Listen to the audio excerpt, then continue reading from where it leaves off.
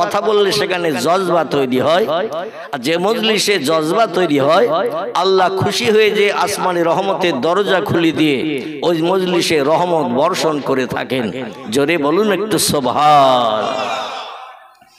এই পৃথিবীতে যত সৃষ্টি আছে, ইঁদুর, কুকুর, বিড়াল, সাপ, বিচ্ছু, ব্যাঙ, মাছি, মশা, পিপিলিকা, কীট পতঙ্গ, জীব জন্তু পৃথিবীতে আছে না নাই? সমস্ত সৃষ্টির ভিতরে সেরা কারা? আলহামদুলিল্লাহ, সমস্ত সৃষ্টির ভিতরে সেরা হলো মানুষ। তথ্য কোথায় পেলাম? আমরা বেদে পাই নাই, পুরাণে পাই নাই, গীতায় পাই নাই, ভগবতে পাই নাই, রামায়ণে পাই নাই, মহাভারতে পাই নাই, জিন্দাবাস্তায় পাই নাই, গ্রন্থ সাহেবে পাই নাই, মনুসংহিতায় পাই নাই, উপনিষদে পাই নাই। এই তত্ত্বটা আমরা পেয়েছি আমাদের পবিত্র ধর্মগ্রন্থ আল কোরআনে। জোরে বলুন একটু সুবহানাল্লাহ। এই তত্ত্বটা কোথায় পেয়েছি? আল কোরআনে পেয়েছি। দুনিয়ার যত ধর্মগ্রন্থ আছে কোন ধর্মগ্রন্থে এমন সঠিক তত্ত্ব দেয়া হয় নাই যে সমস্ত সৃষ্টির ভিতরে মানুষ হলো সেরা সেরা এবং মানুষ হলো শ্রেষ্ঠ।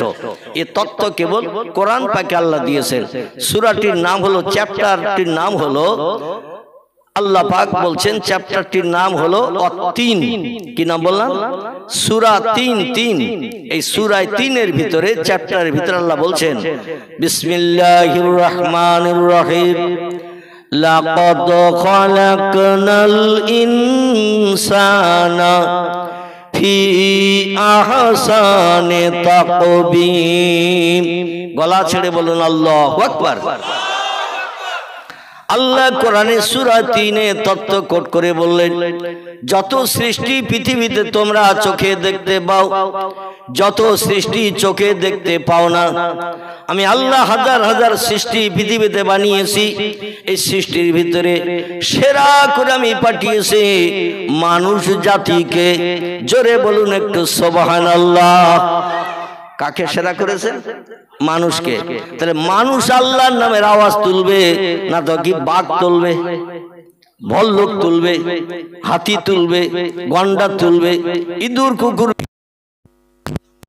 পরিষ্কার ভাষায় আল্লাহর আওয়াজ তুলতে পারবে? পারবে? কুকুর ঘেউ ঘেউ করে ডাকে, ছাগল প্যাঁ প্যাঁ করে ডাকে, বিড়াল ম্যাও ম্যাও করে ডাকে, ঠিক না ভুল? কিন্তু ওরা বিপদে মুসিবতে পড়লে ওদের ডাকে ওরা এমন ভাষা ব্যবহার করে। আর আমরা যখন বিপদে মুসিবতে পড়ি, আমরা সেই মহান মালিক, সমস্ত সৃষ্টিকে যিনি বানিয়েছেন, হুয়াল্লাযী খালাকা লাকুম মা ফিল আরদি জামিয়া, আল্লাহ বলেন যা কিছু সৃষ্টি চোখে দেখতে পাচ্ছ, যা কিছু সৃষ্টি চোখে দেখতে পাও না, সমস্ত সৃষ্টিকে আমি বানিয়েছি কেবল মানুষের উপকারের জন্যে। নারায়ে তাকবীর। তাহলে সমস্ত সৃষ্টি, বাঘ, ভল্লুক, হাতি, সিংহ, গন্ডা, ইঁদুর, কুকুর, বিড়াল, সাপ, বিচ্ছু, ব্যাঙ, মাছি, মশা, পিপিলিকা, কীট পতঙ্গ, জীব জন্তু যা কিছু পৃথিবীতে আছে, আল্লাহ বলছেন সব সৃষ্টি বানিয়েছি কেবল মানুষের উপকারের জন্য। মানুষ যাতে পৃথিবীতে সুখী জীবন গঠন করে বসবাস করতে পারে, মানুষ বিপদে মুসিবতে যাতে নিষ্কৃতি পেতে পারে, সাহায্য পেতে পারে, এই জন্য সব সৃষ্টি বানিয়েছি। তাহলে কোন সৃষ্টি আল্লাহ বেকার বানাননি, সব বানিয়েছেন মানুষের উপকারের জন্য। কোরআনের কথা সত্য না মিথ্যা? জোরে বলেন। কোরআনের কথা সত্য। শরীয়তের ফতোয়ার কিতাব, কারবা নাম হেদায়া, কারবা নাম ফতোয়া দুররে মুহতার, কারবা নাম ফতোয়া মুহিত, কারবা নাম ফতোয়া কাজী খান, কারবা নাম ফতোয়া আলমগীর, এভাবে যত ফতোয়ার কিতাব আছে অধিকাংশ ফতোয়ার কিতাবে লেখকেরা লিপিবদ্ধ করেছেন কোরআনের একটা কথার উপরে যদি কোনো মুসলমান সবার সন্দেহ করে, মিথ্যা বা ভুল ধারণা করে, ওই লোকটি সঙ্গে সঙ্গে কাফের হিসাবে বিবেচিত হবে। কি হবে? কাফের হিসাবে বিবেচিত হবে। আপনাদের কাছে জিজ্ঞাসাবাদ করি, কাফেরের ঠিকানা কোথায় হবে? জোরে বলেন। আচ্ছা, জোরে বললে কি এখনই জাহান্নামে যেতে হবে নাকি? কি যেতে হবে? এখনো তো মরণ হয়নি, মরণ হবে, আত্মীয় স্বজন খবর পাবে, তারা আসবে, জানাজা নামাজ পাঠ করবে, তারপর দোয়ার মজলিস হবে, তারপরে কবরে দাফন হবে, কবরে যাওয়ার পরে অ্যাকশন শুরু হবে। এ ঠিক না ভুল? কোরআন হাদিসের কথা মোতাবেক কবরে না যাওয়া পর্যন্ত অ্যাকশন হবে না। অতএব এখনো মরণ হয়নি, তাহলে অ্যাকশন শুরু হওয়ার দেরি আছে না নাই? তাহলে একটু আওয়াজ জোরে দিতে অসুবিধা হচ্ছে কেন? আমার ভাইরা, আমি আপনাদের কাছে বলতে চাইছি, কোরআনের কোন একটা কথা সমস্ত ফতোয়াবিদেরা, তথ্যবিদেরা তথ্য লিপিবদ্ধ করেছেন। কোরআনের কোন একটা আয়াত, কোন একটা সেন্টেন্স, কোন একটা বাক্য কোন মুসলমান যদি বলে, বাদ দাও তো ১৫০০ বছর আগের কথা, বর্তমান মডার্ন যুগে, বিজ্ঞানের যুগে ওটা মেনে চলা সম্ভব হবে না। আল্লাহ কোরআনে ভুলভাল বলেছে। আল্লাহ কোরআনে নাউজুবিল্লাহ অকথ্য তত্ত্ব দিয়েছে যার কোনো মাথা মুন্ডু নাই। নাউজুবিল্লাহ বলেন। এই রকম চিন্তা ভাবনা করে যদি কেউ বলে বর্তমান একবিংশ শতাব্দীর যুগে, বিজ্ঞানের যুগে পুরানো ১৫০০ বছর আগের কোরআন এখন আর চলবে না, অতএব কোরআনে আল্লাহ ভুলভাল তত্ত্ব দিয়েছে, এখন আর মেনে চলা যাবে না, এরকম ধারণা যদি কেউ করে, ফতোয়াবিদেরা তত্ত্ব দিয়েছেন, ওই লোকটি আর মুসলমান হিসাবে সাব্যস্ত থাকবে না, লোকটি কাফের হিসাবে বিবেচিত হবে। কি হবে? জোরে বলে, কাফের হবে। কাফেরের ঠিকানা কোথায় হবে? জোরে বলে। আল্লাহ পাক কোরআনের সূরা বাকারায় তথ্য পরিবেশন করছেন, ইন্নাল্লাযীনা কাফারু ওয়া কাযযাবু বিআয়াতিনা উলাইকা আসহাবুন নারি হুম ফিহা খালিদুন। জোরে বলুন একটা আল্লাহু আকবার। কোরআনের সূরা বাকারা আল্লাহ ১৫০০ বছর আগে তথ্য কোট করলেন, ইন্নাল্লাযীনা, নিশ্চয়ই পৃথিবীতে যাহারা আমি স্রষ্টা আমারে মান্যতা দিল না, তাম সৃষ্টির স্রষ্টা হিসেবে যারা বিশ্বাস করলো না, ওয়াকাযযাবু বিআয়াতিনা, আমার কোরআনের কথাকে যারা সন্দেহ করলো, মিথ্যা ভুল ধারণা করলো, শকসভা সন্দেহ প্রকাশ করলো, ১৫০০ বছর পরে বর্তমান বিজ্ঞানের যুগে কোরআনের কথা চলবে না, এমন ধারণাটা যারা করলো, আল্লাহ তাদের সম্পর্কে বলছেন, উলাইকা আসহাবুন নার, তারাই হবে আমার জাহান্নামের খোরাক। কোথাকার খোরাক হবে? তারা হবে আমার জাহান্নামের অধিবাসী। আল্লাহ বলেন উলাইকা আসহাবুন নার, তারা হবে জাহান্নামের অধিবাসী। অহুম ফিহা খালিদুন, আর যুগ যুগ ধরে, হাজার হাজার বছর ধরে, লক্ষ লক্ষ বছর ধরে, কোটি কোটি বছর ধরে জাহান্নামের আগুনে তাদের দগ্ধ করা হবে আমার কোরআনকে অবিশ্বাস করার কারণে। পয়গম্বর মুহাম্মদ রাসূলুল্লাহ জবানি মোবারক, আরবিতে যাকে হাদিস শরীফ বলা হয়, বাংলায় যারে বলা হয় নবীজির বাণী, নবীজির কথামালা, ইংরেজিতে তার বলা হয় দ্য সেইন্স অফ মুহাম্মদ সাল্লাল্লাহু আলাইহি ওয়াসাল্লাম। এটাকে আমরা আরবি ভাষায় হাদিস শরীফ বলি, বাংলা ভাষায় বলি নবীজির বাণী, নবীজির কথামালা। এইটার উপরে যারা অবিশ্বাস করবে, যারা বলবে মুহাম্মদ স্কুলে যায়নি, কলেজ চোখে দেখেনি, বিশ্ববিদ্যালয় চৌকাঠ পার হতে পারেনি, খাতা কলম দিলে মুহাম্মদ লিখতে পারত না, বই দিলে মুহাম্মদ পড়তে পারত না, মুহাম্মদ কোনো সাহিত্য রচনা করেনি, মুহাম্মদ কোনো কবিতা লেখেনি, মুহাম্মদ ছিল ১৫০০ বছর আগের মূর্খ লোক। বর্তমান মডার্ন শিক্ষার যুগে আমরা এমএ পাস করেছি, এমএসসি পাস করেছি, এমকম পাস করেছি, বিএড করেছি, ল পাস করেছি, ব্যারিস্টার হয়েছে, উকিল হয়েছে, জজ হয়েছে, ডাক্তার হয়েছে, বিভিন্ন ডিগ্রি অর্জন করেছে। খাতার সাদা পৃষ্ঠার ডিগ্রি লিখতে যে ৪-৫ লাইন লিখতে হয় অনেকের ডিগ্রি। ঠিক বললাম না ভুল বললাম? অনেকের ডিগ্রি লিখতে লিখতে ৪-৫ লাইন লেগে যায়। যেমন আমাদের বাড়ির পাশে একজন মানুষ ছিল, নাম ছিল তার ডক্টর শহীদুল্লাহ সাহেব। কি নাম বললাম?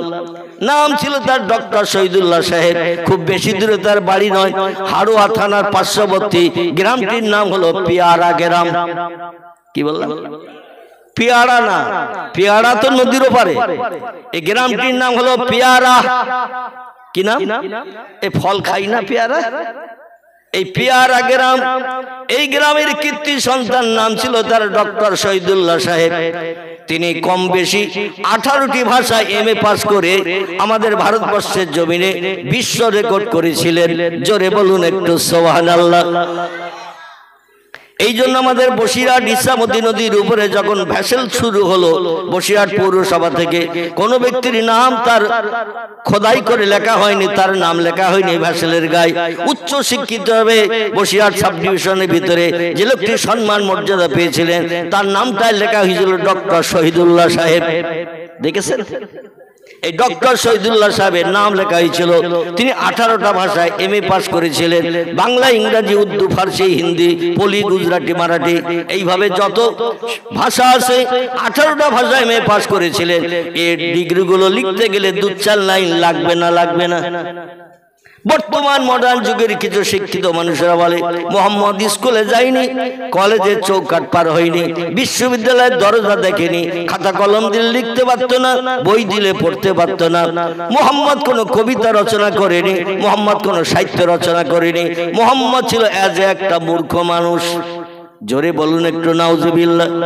আমি আপনাদের কাছে জিজ্ঞাসাবাদ করব, স্কুলে পড়লেই কি জ্ঞান হয় আর স্কুলে না পড়লে কি জ্ঞান হয় না? এই কথাটা কি বাস্তব?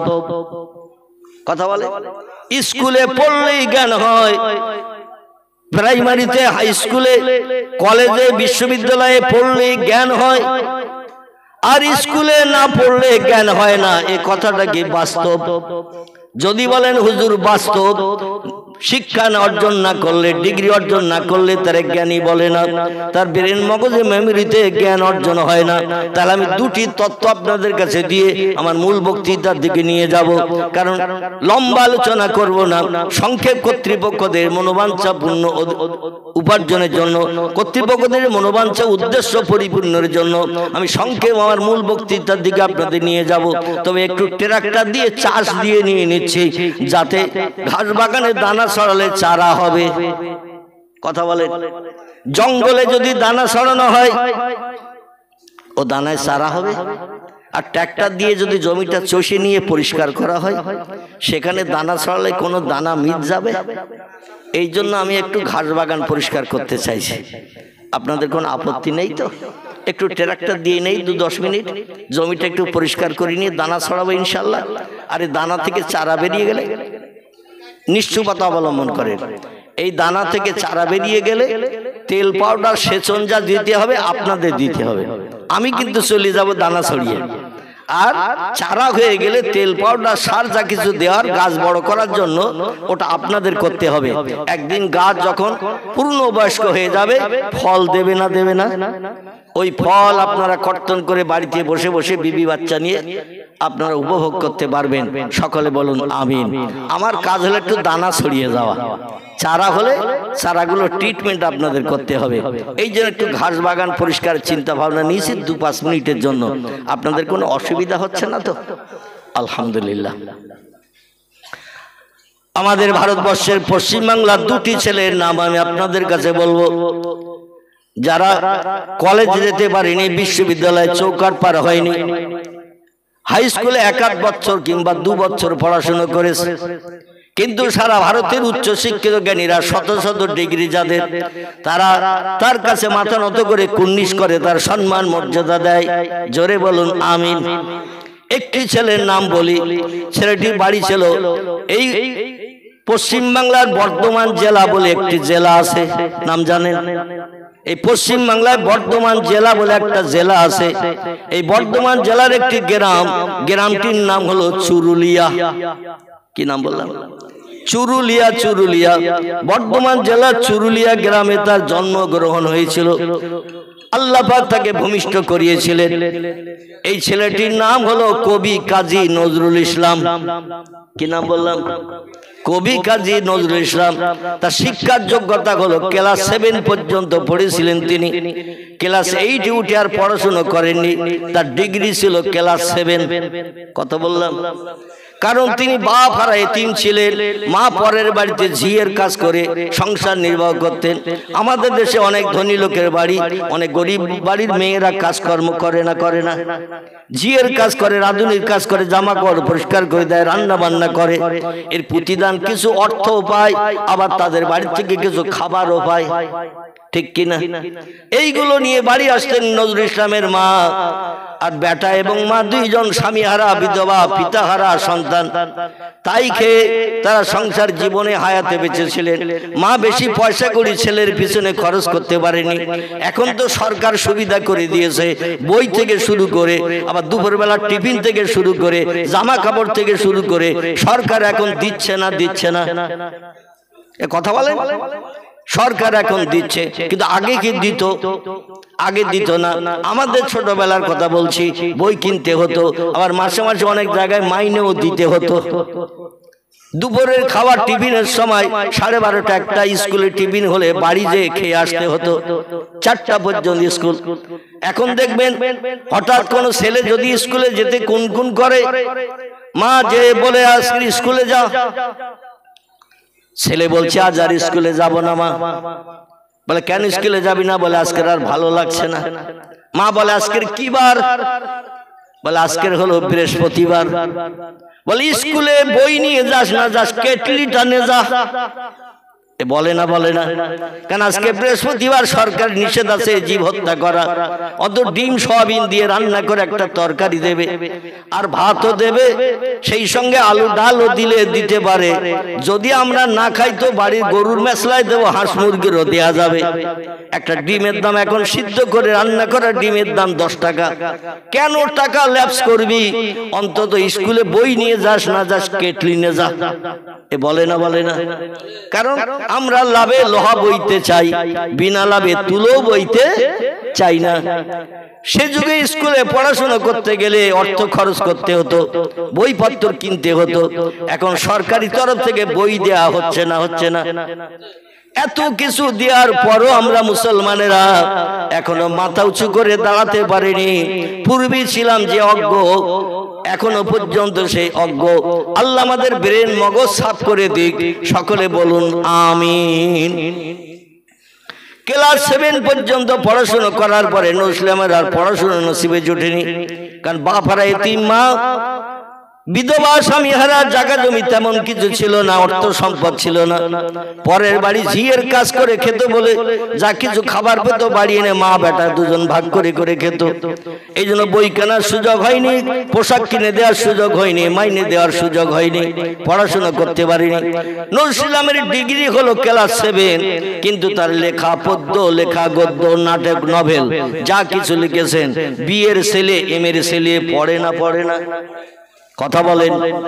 তার তো ডিগ্রি ক্লাস 7, হাই স্কুল এখনো পর্যন্ত পার হয়নি, কিন্তু তার জ্ঞানের কথা, শিক্ষার কথা। বিয়ের ছেলে কেন পড়বে? হায়ার সেকেন্ডারি ছেলে কেন পড়বে? এমএ পড়া ছেলেরা কেন পড়বে? ওর জ্ঞান তো সীমিত, ক্লাস 7। আমি কেন এমএ পড়া ছেলে বিয়ে অনার্স নিয়ে পাস করেছি, আমি কেন পড়বো? আসলে এই জন্য পড়ে নজরুল ইসলামের শিক্ষা কম ছিল, কিন্তু তার মগজে মাল ছিল অনেক বেশি। কথাটা ঠিক না ভুল? তার মগজে জ্ঞান ছিল, আল্লাহ জ্ঞান দিয়েছিলেন অনেক বেশি। এমন তথ্যগুলো তিনি পুস্তকের পৃষ্ঠা লিপিবদ্ধ করেছেন। অনেক সময় ছেলেরা ওই তথ্যগুলো পড়িয়ে মানে বুঝতে পারে না, বা ডিকশনারি আলগা করে, অভিধান আলগা করে খুঁজে বার করতে হয়। ঠিক বললাম না ভুল বললাম?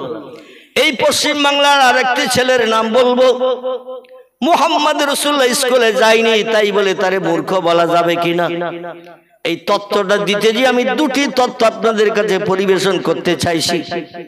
একজনের কথা বললাম, বর্তমানে ইনি বাংলাদেশের ঢাকা রাজধানী শহরের বাইতুল মোকাররম নামক মসজিদের পাশে কবরস্থ হয়ে রয়েছেন। বর্ধমান জেলা চুরুলিয়ায় জন্ম। ভারত বাংলাদেশ ডিভাইডেড হওয়ার পরে এই লোকটি বাংলাদেশে যে বাকি জিন্দেগি কাল কাটিয়েছিলেন।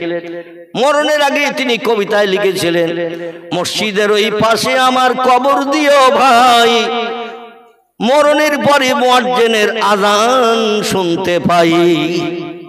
কবিতার মর্যাদা দিতে বাংলাদেশের মানুষেরা ঢাকার বিখ্যাত বড় দামি মসজিদ, যে মসজিদটির নাম হলো বাইতুল মোকাররম, এই বাইতুল মোকাররমের পাশে তারে কবরস্থ করে রেখেছেন।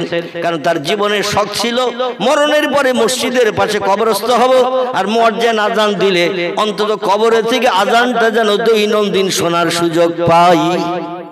তার কথার মর্যাদা দিতে বাংলাদেশের মানুষেরা ঢাকা বাইতুল মোকাররমের পাশে তারে কবরস্থ করে রেখেছেন। জোরে বলুন একটু মারহাবা। আর একটা ছেলের নাম আপনাদের কাছে বলবো, যার পিতৃপুরুষের বাড়ি ছিল বাংলাদেশ। কোথায়? অবিভক্ত বাংলা যখন ছিল, পূর্ব বাংলা পশ্চিম বাংলা যখন ডিভাইডেড হয়নি, আমি সেই সময়কার কথা বলছি। বাংলাদেশ এবং পশ্চিম বাংলা যখন ডিভাইডেড হয়নি, আলাদা হয়নি, সেই সময়কার কথা। এই ছেলেটির নাম হলো বিশ্বকবি রবীন্দ্রনাথ ঠাকুর। কি নাম বললাম? বিশ্বকবি রবীন্দ্রনাথ ঠাকুর। এনার পিতৃপুরুষের জন্মস্থান ছিল বাংলাদেশের কুষ্টিয়া। কোথায় বললাম? কুষ্টিয়া জেলার রাজবাড়ি মোড় থেকে নিয়ে 10-12 মতান্তরে 14 কিলোমিটার রাস্তা। আমার মগজের সঠিক তথ্যটা স্মরণে নাই, সম্ভবত 14 কিলোমিটারের মতো হবে। এই 14 কিলোমিটার রাজবাড়ি যেখানে এরোপ্লেন তৈরি করা আছে, এরোপ্লেন কুষ্টিয়ার শহর, সদর শহর। এই শহরের রাজবাড়ি মোড়, 3 রাস্তার মোড়, এইখানে একটা প্লেন স্ট্যাচু করা আছে। ওইখান থেকে দক্ষিণ দিকে যে রাস্তাটা চলে এসেছে, এই রাস্তা দিয়ে 14 কিলোমিটার মধ্যে আসলে নদী পেরিয়ে জায়গাটার নাম হলো শিলাইদহ কুঠিবাড়ি। কি নাম বললাম? আমি অধম 3-3বার তাদের পুরনো বসত বাড়ি দেখার সুযোগ পেয়েছি। এই জন্য তথ্যটা আপনাদের কাছে পরিবেশন করছি, যাতে কোনো মিথ্যা তথ্য বলার প্রয়োজন না হয়। জোরে বলুন আমিন। আমি প্রোগ্রামে যাওয়ার কারণে 3-3বার তাদের মাতৃভূমির পৈতৃক বাড়ি দর্শনের সুযোগ পেয়েছি। বর্তমান বাংলাদেশ সরকার তার বাড়ি দর্শনের জন্য তাদের পিতৃপুরুষদের জমিদার ছিলেন তারা, এই জমিদারি বাড়ি দেখার জন্য সরকার টিকিটের ব্যবস্থা করেছে। আমাদের দিল্লিতে যেমন লালকেল্লা দেখতে গেলে টিকিট কাটতে হয়, দেওয়ানি খাস দেখতে গেলে টিকিট কাটতে হয়, আগ্রার তাজমহল দেখতে গেলে টিকিট কাটতে হয় না, এমনি দেখা যায়, টিকিট কাটতে হয়। সরকার অর্থ উপার্জনের জন্য তাদের বাড়িটা টিকিটের ব্যবস্থা করেছেন। আমার ভাইয়ের এই শিলাইদহ কুঠিবাড়ি জায়গাটির নাম, এইখানে যে আপনি এখনো গেলে দেখতে পাবেন বাস্তব নমুনা, যেখানে মহর্ষি দেবেন্দ্রনাথ ঠাকুর থেকে শুরু করে তার আর ভাইয়েরা জন্মগ্রহণ করেছিলেন। এই রবীন্দ্রনাথ ঠাকুর ওই বাংলাদেশের পৈতৃক মাতৃভূমিতে মাতৃভিটায় বসে বসে একটি পুস্তক রচনা করেছিলেন। বইটির নাম ছিল গীতাঞ্জলি। কি নাম বললাম? গীতাঞ্জলি নামক একটা পুস্তক তিনি ওই বাংলাদেশের পিতৃপুরুষের মাতৃভিটায় বসে বসে একটি বই লিপিবদ্ধ করেছিলেন। এখনো বিল্ডিং এর উপরে বড় বড় অক্ষরে সুন্দর করে লেখা রয়েছে গীতাঞ্জলি হাউস। কি লেখা আছে? গীতাঞ্জলি হাউস। বাংলায় লেখা আছে গীতাঞ্জলি কক্ষ, ইংরেজিতে লেখা আছে গীতাঞ্জলি হাউস। এই বইটা লিপিবদ্ধ করে বিশ্ববাসীর মগজ এমন ধলাই করে দিয়েছিলেন, তিনি বিশ্ব রেকর্ড করার সুযোগ পেয়েছিলেন, বিশ্বকবির খেতাব পেয়েছিলেন। জোরে বলুন একটু মারহাবা। রবীন্দ্রনাথ ঠাকুরের শিক্ষার যোগ্যতা হলো ক্লাস 9 পাস করে ক্লাস 10-এ উঠে তিনি আর পড়াশোনা করেননি। কত ক্লাস বললাম? ক্লাস 9 পাস করে ক্লাস 10-এ উঠে মাধ্যমিক পরীক্ষা তিনি আর দেননি। 9 পাস করে পড়াশোনা ছেড়ে দিয়েছিলেন, কারণ তার ভাইরা ছিল, ভাইতে 9 জন। কজন? 9 জন ভাইয়ের ভিতরে তিনি ছিলেন একজন। এই মহর্ষি দেবেন্দ্রনাথ ঠাকুরের সন্তান, বেশি লেখাপড়া শিক্ষা করতে পারেনি, কিন্তু তার লেখা পদ্য, গদ্য, নাটক, নভেল যা কিছু তিনি লিখেছেন, বর্তমান হায়ার সেকেন্ডারি ছেলেদের পড়তে হয় না, হয় না? বিয়ের ছেলে মেয়েদের পড়তে হয় না, হয় না? এমএ ছেলে মেয়েদের তার লেখা পদ্য, গদ্য, নাটক, নভেল পড়তে হয় না, হয় না? জ্ঞান অর্জন করতে গেলে, শিক্ষা অর্জন করতে গেলে, শিক্ষানীয় হতে গেলে আপনাকে রবীন্দ্রনাথ ঠাকুরের পদ্য, গদ্য, নাটক, নভেল পড়তেই হবে, ঠিক কিনা? কারণ লেখাপড়ায় তিনি কম ছিলেন বটে, কিন্তু তার মেমোরি মগজে আল্লাহ মাল দিয়েছিলেন বেশি। প্রমাণ পাওয়া গেল। স্কুলে ডিগ্রি অর্জনের প্রয়োজন নাই, স্রষ্টার তরফ থেকে যদি মেমোরিতে আল্লাহ স্পেশাল জ্ঞান দান করেন, দুনিয়ার ডিগ্রি অর্জনের কোনো প্রয়োজন হয় না। আল্লাহ বলেন, ও বিশ্ববাসী, আমার হাবিব মুহাম্মদ রাসূলুল্লাহকে আমি দুনিয়ায় কারো কাছে মাথা নত করতে দেব না, কারো কাছে আমার নবী মাথা নত করে শিক্ষক হিসাবে মর্যাদা দিয়ে পায়ে কদম বুসি করবে, এটা আমি আল্লাহ পছন্দ করি না। একজন শিক্ষক যদি আসে আর ছাত্র যদি এদিক থেকে যায়, ওই শিক্ষককে দেখলেই ছাত্ররা মাথা নত করে না করে না? প্রয়োজনে শিক্ষকের পায়ে হাত দিয়ে কদম বুসি করে না করে না? শিক্ষককে ডেকে বলে আশীর্বাদ করবেন স্যার, দোয়া করবেন স্যার, আমি যেন উচ্চ শিক্ষিত হতে পারি, এটা বলে না বলে না? এটা বলে। আল্লাহ বলেন ওমা আরসালনাকা ইল্লা রাহমাতাল লিল আলামিন। আদর্শ যদি দেখতে চাও, চরিত্র যদি তুমি উত্তম বানাতে চাও, আমার মুহাম্মদ রাসূলুল্লাহর দিকে দৃষ্টি নিক্ষেপ করো।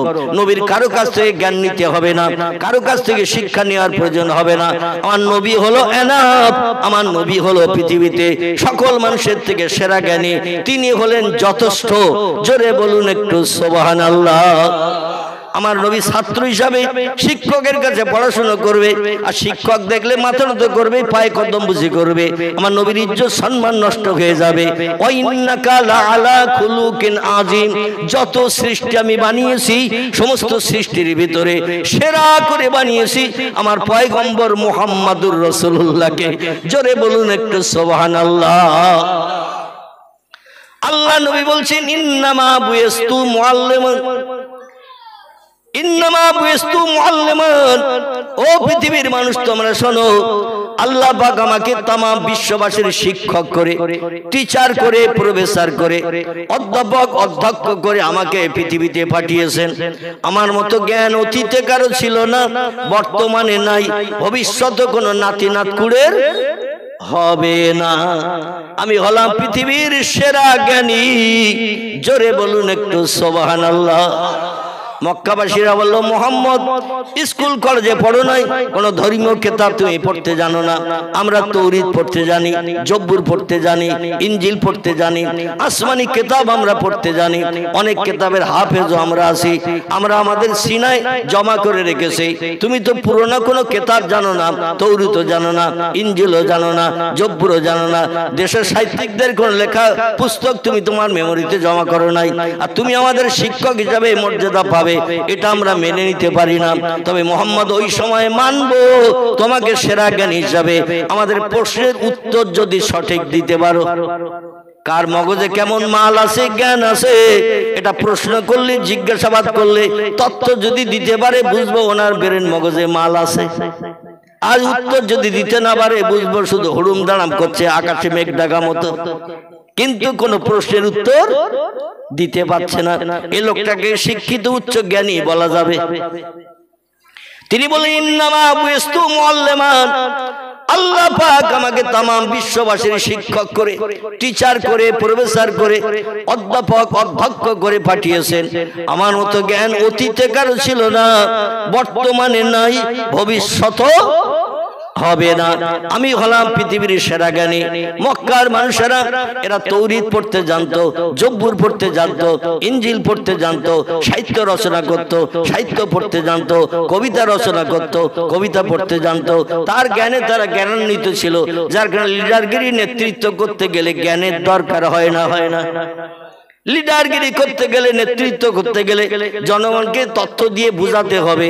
লিডারের নেতৃত্ব তথ্যগুলো জনগণ যদি মনের সঙ্গে অ্যাডজাস্ট করে না, তাহলে বুঝবো আমাদের জনদরদি নেতা, ওর ব্রেন মগজে জ্ঞান আছে, আমাদের সমাজের কল্যাণ সাধন করবে, ঠিক কিনা? মক্কাবাসীরা কারো নাম আবু জেহেল, কারো নাম আবু লাহাব, কারো নাম উমাইয়া বিন খলব, কারো নাম সুফিয়ান ইবনে খালিদ হারবি, কারো নাম উতবা, কারো নাম উতাইবিয়া, কারো নাম শুআইবিয়া, কারো নাম ইকরামা, কারো নাম আবু সুফিয়ান, কারো নাম নাজ্জার। এরা বিখ্যাত বিখ্যাত বড় বড় উচ্চ শিক্ষিত লিডার ছিল। তারা বলল, মুহাম্মদ আমরা তো জানি মায়ের পেট থেকে পৃথিবীতে জন্মগ্রহণ করেছিলে, যখন বাপ আর এতিম ছিলে, তুমি বাপকে চামড়ার চোখে দেখতে পারো নাই। 4 বছর মতান্তরে 6 বছর তাইফের দেশে হালিমার ঘরে লালিত পালিত হলে, সেখান থেকে বাড়ি আসলে যে বছর, সে বছর আবার মারে হারিয়ে চির এতিম বনে গেলে, বাপও নাই, মাও নাই, লেখাপড়া শিক্ষার দায়িত্ব তোমার কেউ নিতে পারে নাই। যে চাচার ঘরে লালিত পালিত হয়েছে, ওই চাচা ভাইদের ভিতরে ছিল সব থেকে গরিব। যে চাচার ঘরে বাপ মা মারা যাওয়ার কারণে, দাদা মারা যাওয়ার কারণে, যে চাচার ঘরে তুমি 8 বছর 6 মাস 16 দিন বয়সে যে চাচার ঘরে লালিত পালিত হওয়ার সুযোগ পেয়েছিলেন, সেখান থেকে নিয়ে 50 বছর বয়স পর্যন্ত, কত বললাম, 8 বছর 6 মাস 16 দিন থেকে 50 বছর বয়স পর্যন্ত পয়গম্বর একজন চাচার ঘরে লালিত পালিত হয়ে মানুষ হয়েছিলেন। এই চাচাটির নাম হলো আবু তালিব। কি নাম বললাম? আবু তালিব। আবু তালেবের ছেলে ছিল 3টি। কটি? আবু তালেবের ছেলে ছিল 3টি। একটির নাম আলী, একটির নাম জাফর, আমার ভাইরা, এবং একটির নাম হলো আকিল। এই 3টি ছেলে ছিল আবু তালেবের। 3টি ছেলেই কলেমা পড়ে মুসলমান হয়ে ঈমান এনে জান্নাত হালাল বানিয়েছে। আর পয়গম্বর মুহাম্মদ রাসূলুল্লাহকে 8.5 বছর বয়স থেকে নিয়ে 50 বছর বয়স পর্যন্ত লালন পালন করা সত্ত্বেও আবু তালেবের নসিবে কলেমা জোটেনি। আল্লাহ কোরআনের 3য় পারায় তথ্য দিয়েছেন, মাইয়াহদিহিল্লাহু ফালা মুদিল্লা লাহু ওয়া মাইয়ুদলিলহু ফালা হাদিয়া লাহু। চিল্লায়ে বলুন একটু আল্লাহু আকবার। আল্লাহ বলছেন, আমার হাবিব যত সুন্দর সুন্দর কথা মক্কাবাসীদের কাছে তুমি বলো, মক্কাবাসীদের কাছে ভালো ভালো উপদেশের কথা তুমি যতই বলো, ওরা কিন্তু কলেমাধারী ঈমানদার হবে না, আমার জান্নাত হালাল বানাতে পারবে না আমি আল্লাহ যারে হেদায়েত না দেব। মাইয়াহদিহিল্লাহু ফালা মুদিল্লা লাহু, আমি আল্লাহ যারে হেদায়েত দেব, দ্বীনের সুপথ দেখাবো, সে এক কথায় কলেমা পড়ে ঈমান এনে মুসলমান হবে। আর আমি আল্লাহ যারে গোমরা বানিয়ে রাখবো, হাজার হাজার ভালো ভালো উপদেশের কথা বললো, সে কলেমা পড়বে না, জাহান্নাম হারাম বানাতে পারবে না, জান্নাত হালাল বানাতে পারবে না, ও চির জনম জনম কোটি কোটি বছর জাহান্নামের অধিবাসী হবে। জোরে বলুন একটু আমিন। বিশ্ব নবীর আপন চাচা ছিল আবু লাহাব। কি নাম? আবু লাহাব। বুঝতে অসুবিধা হচ্ছে না তো? অসুবিধা হলে বলবেন, সঙ্গে সঙ্গে দোয়া করে দেবেন ইনশাআল্লাহ, শীতের রাতে বসিয়ে রাখবো না। বিশ্ব নবীর আপন চাচা ছিল, নাম তার আবু লাহাব। আরেকজন আপন চাচা ছিল, নাম তার আবু তালেব। নবীর আপন চাচা এক জায়গায় বসবাস। আল্লাহর পয়গম্বর মক্কা নগরীতে একটানা কলেমার দাওয়াত, দ্বীনের দাওয়াত, আল্লাহর কথা বলেছিলেন 13 বছর। ক বছর? 13 বছর কলেমার দাওয়াত দিলেন। বিশ্ব নবী ছিলেন পৃথিবীতে মানুষের ভিতরে দেখতে বিশ্ব সুন্দর। কি সুন্দর! বিশ্ব নবীর চেহারা ছিল পৃথিবীতে পুরুষের ভিতরে বিশ্ব সুন্দর। তাফসীরে মাফাতিহুল গায়ব, তাফসীরে মাজিদ, তাফসীরে রুহুল বায়ান, তাফসীরে ইবনে কাসির, তাফসীরে বিজালাল কোরআন, তাফসীরে মারিফুল কোরআন, তাফসীরে বাইজাবি, তাফসীরে কাশাফ, তাফসীরে জালালাইন, যত তাফসীরের কিতাব আছে অধিকাংশ তাফসীরের কিতাবে লেখকেরা লিপিবদ্ধ করেছেন তাম পৃথিবীর পুরুষদের যে চেহারা সৌন্দর্য আল্লাহ দান করেছেন, এই সৌন্দর্যকে আল্লাহ 2 ভাগে ভাগ করেছিলেন। কটা ভাগ? টোটাল সৌন্দর্যকে আল্লাহ পাক 2 ভাগে ভাগ করে একটা ভাগ দিয়েছিলেন পয়গম্বর ইউসুফ নবীকে। কাকে? ইউসুফ নবী ছিল পুরুষদের ভিতরে পৃথিবীতে বিশ্ব সুন্দর, যার রূপ চেহারা দেখে লালন পালনকারী মা পর্যন্ত ধৈর্য ধরতে পারেনি। জীবন যৌবনের কামনা বাসনা নিবারণের জন্য ছেলেকে প্রস্তাব দিল, তুমি আমার স্বামী হও, আমি তোমার স্ত্রী হব। আচ্ছা, মা কি ছেলের কাছে প্রস্তাব দিতে পারে? কথা বলে, এই প্রস্তাব তো দিতে পারে না। তো বর্তমান 21 শতাব্দীর যুগে পশুর চরিত্র যেমন মানুষের চরিত্র হয়েছে তেমন। ঠিক বললাম না ভুল বললাম? দৈনন্দিন পত্র পত্রিকা আলগা করবেন, দৈনন্দিন পেপার খবরের কাগজ আলগা করে দেখবেন। সন্তান মাকে স্ত্রী হিসেবে ব্যবহার করে ব্যভিচার করেছে, ভাই বোনকে ব্যবহার করে ব্যভিচার করেছে। আমার ভাইরা নিজের স্ত্রীর বোন শালীকে ব্যবহার করে স্ত্রী হিসেবে ব্যবহার করেছে। গরু ছাগল হাঁস মুরগি ইঁদুর কুকুর বিড়াল এরা মাকে বোনকে কন্যাকে নানিকে দাদিকে খালাকে চাচিকে ওরা কি কোনো জাত বিচার করে? দেখবেন একটা মুরগি তাবায় ডিম নিয়ে তা দিল 1 মাস 22 দিন, মুরগির ডিমের পিলে উঠতে লাগে 22 দিন। কতদিন বললাম? মেয়েদের কাছে শুনবেন, আমি আমার মায়ের কাছ থেকে শুনেছি তাই তথ্য দিচ্ছি। মুরগির ডিমের বাচ্চা উঠতে সময় লাগে 22 দিন, কারণ মুরগির ডিমের খোসাটা হালকা, তাড়াতাড়ি গরম হয়ে বাচ্চা ফুটে যায়। হাঁসের ডিমের পিলে উঠতে কিন্তু আবার সময় লাগে 30 দিন। কদিন? 29-30 দিন সময় লাগে, কারণ ওর খোসা মোটা, ও গরম লেগে তা লেগে বাচ্চা ফুটতে একটু দেরি হয়। তো এই 10টা ডিম নিয়ে একটা মুরগিকে তাবায় মেয়েরা বসিয়ে দেয় না, ডিম নিয়ে তাবায় বসিয়ে দেয়, মানে পিলে পালা বাড়িয়ে মোরদের বংশ বিস্তার করার জন্য, যাতে আত্মীয় স্বজন আপনজন আসলে আর বাজার থেকে কিনে আনতে হবে না, বিসমিল্লাহ আল্লাহু আকবার করে দিলে অন্তত অতীতে তা রক্ষা হবে, ঠিক কিনা? এখন এই 28 দিন হাঁসের ডিম কিংবা মুরগির ডিম, 22 দিন 23 দিন তা দেওয়ার পরে বাচ্চা ফুটেছে। আচ্ছা, বাচ্চা ফুটে গেলে ওই সন্তানদের মায়া মায়ের হৃদয়ে আসে না? নাই, সন্তানদের মায়া আছে। সন্তানেরা কুসকাজ করছে, ওদের ভাষায় বলছে ক্ষুধা পেয়েছি খাদ্য দাও। আমরা তো ওদের ভাষা বুঝি না। আর দেখবেন মা যখন একবার কুক করে আওয়াজ করেছে, সব বাচ্চাগুলো দৌড়িয়ে ছুটে এসে মায়ের পালকের তলায় ঢুকেছে, মানে মা সাবধান করতে চাইছে কাক এসেছে। কি এসেছে? কাক এসেছে, তাড়াতাড়ি কাছে আয়, অন্যথায় তোরে হাবিস করে নিয়ে চলে যাবে। ও ভাষা আমরা বুঝি না, ওরা ওদের ভাষা ভালো রকম বোঝে। জোরে বলুন একটু সুবহান। মা বাচ্চাগুলো নিয়ে রাস্তাঘাটে পথে বাড়ির সদরে উঠানে ঘুরে ঘুরে ক্ষুদ্র ক্ষুদ্র আদার খাবার যেগুলো বাচ্চারা খেতে সক্ষম, এইগুলো কালেকশন করে করে বাচ্চাদের খাওয়ায়। খাইয়ে যখন বাচ্চারা বড় হয়ে যায়, নিজের পায়ে দাঁড়াতে শেখে, মা দেখবেন বাচ্চাদের পরিত্যাগ করে, করে না? করে না? নিজের পায়ে দাঁড়াতে পেরেছে, নিজের পায়ে দাঁড়াতে শিখেছে, আমার দেয়া খাদ্য কালেকশন করে আর তোদের দেওয়ার দরকার নাই। ব্রেন মগজে যথেষ্ট জ্ঞান তোদের হয়ে গেছে, কোনটা খাবার কোনটা অখাবার এটা তোরা বুঝতে পারবি, বিপদ মুসিবতে তোরা সতর্ক হতে পারবি। মা শিক্ষা দিয়ে দিয়েছে বাচ্চা বেলায়। এই বাচ্চা যখন বড় হয়ে গেল, 10টা বাচ্চা তাবাই দিলেন, 2টো ঘোলা পড়ে গেছে, তাহলে পিলে উঠেছে কটা? 8টা। আলহামদুলিল্লাহ। এখানে একটু কথা বলে আমার কলিজা ঠান্ডা হচ্ছে। মানে অনেক জায়গায় মানুষ বোবার মতো চুপ করে বসে থাকে, কিছু জিজ্ঞাসা করলেও বলতে চায় না। মানে রমজান মাসের ইতিকাফে নিয়ত করে চুপ করে বসে থাকে, যা বলে হুজুর বলুক, আমরা কিছু বলবো না। তবে আপনাদের কাছে ওয়াজ করে আমার পরিতৃপ্তি হচ্ছে যে আপনারা একটু কথার উত্তর দিচ্ছেন। জোরে বলুন একটু আল্লাহু আকবার। 10টা ডিম তাবায় বসালেন, 2টো ঘোলা পড়ে গেছে, মানে পালকের ভিতরে ঢোকেনি, যার কারণে বাচ্চা ফুটেনি। 8টা বাচ্চা হয়েছে। এই 8টা বাচ্চা নিয়ে মা ঘোরাফেরা করছেন।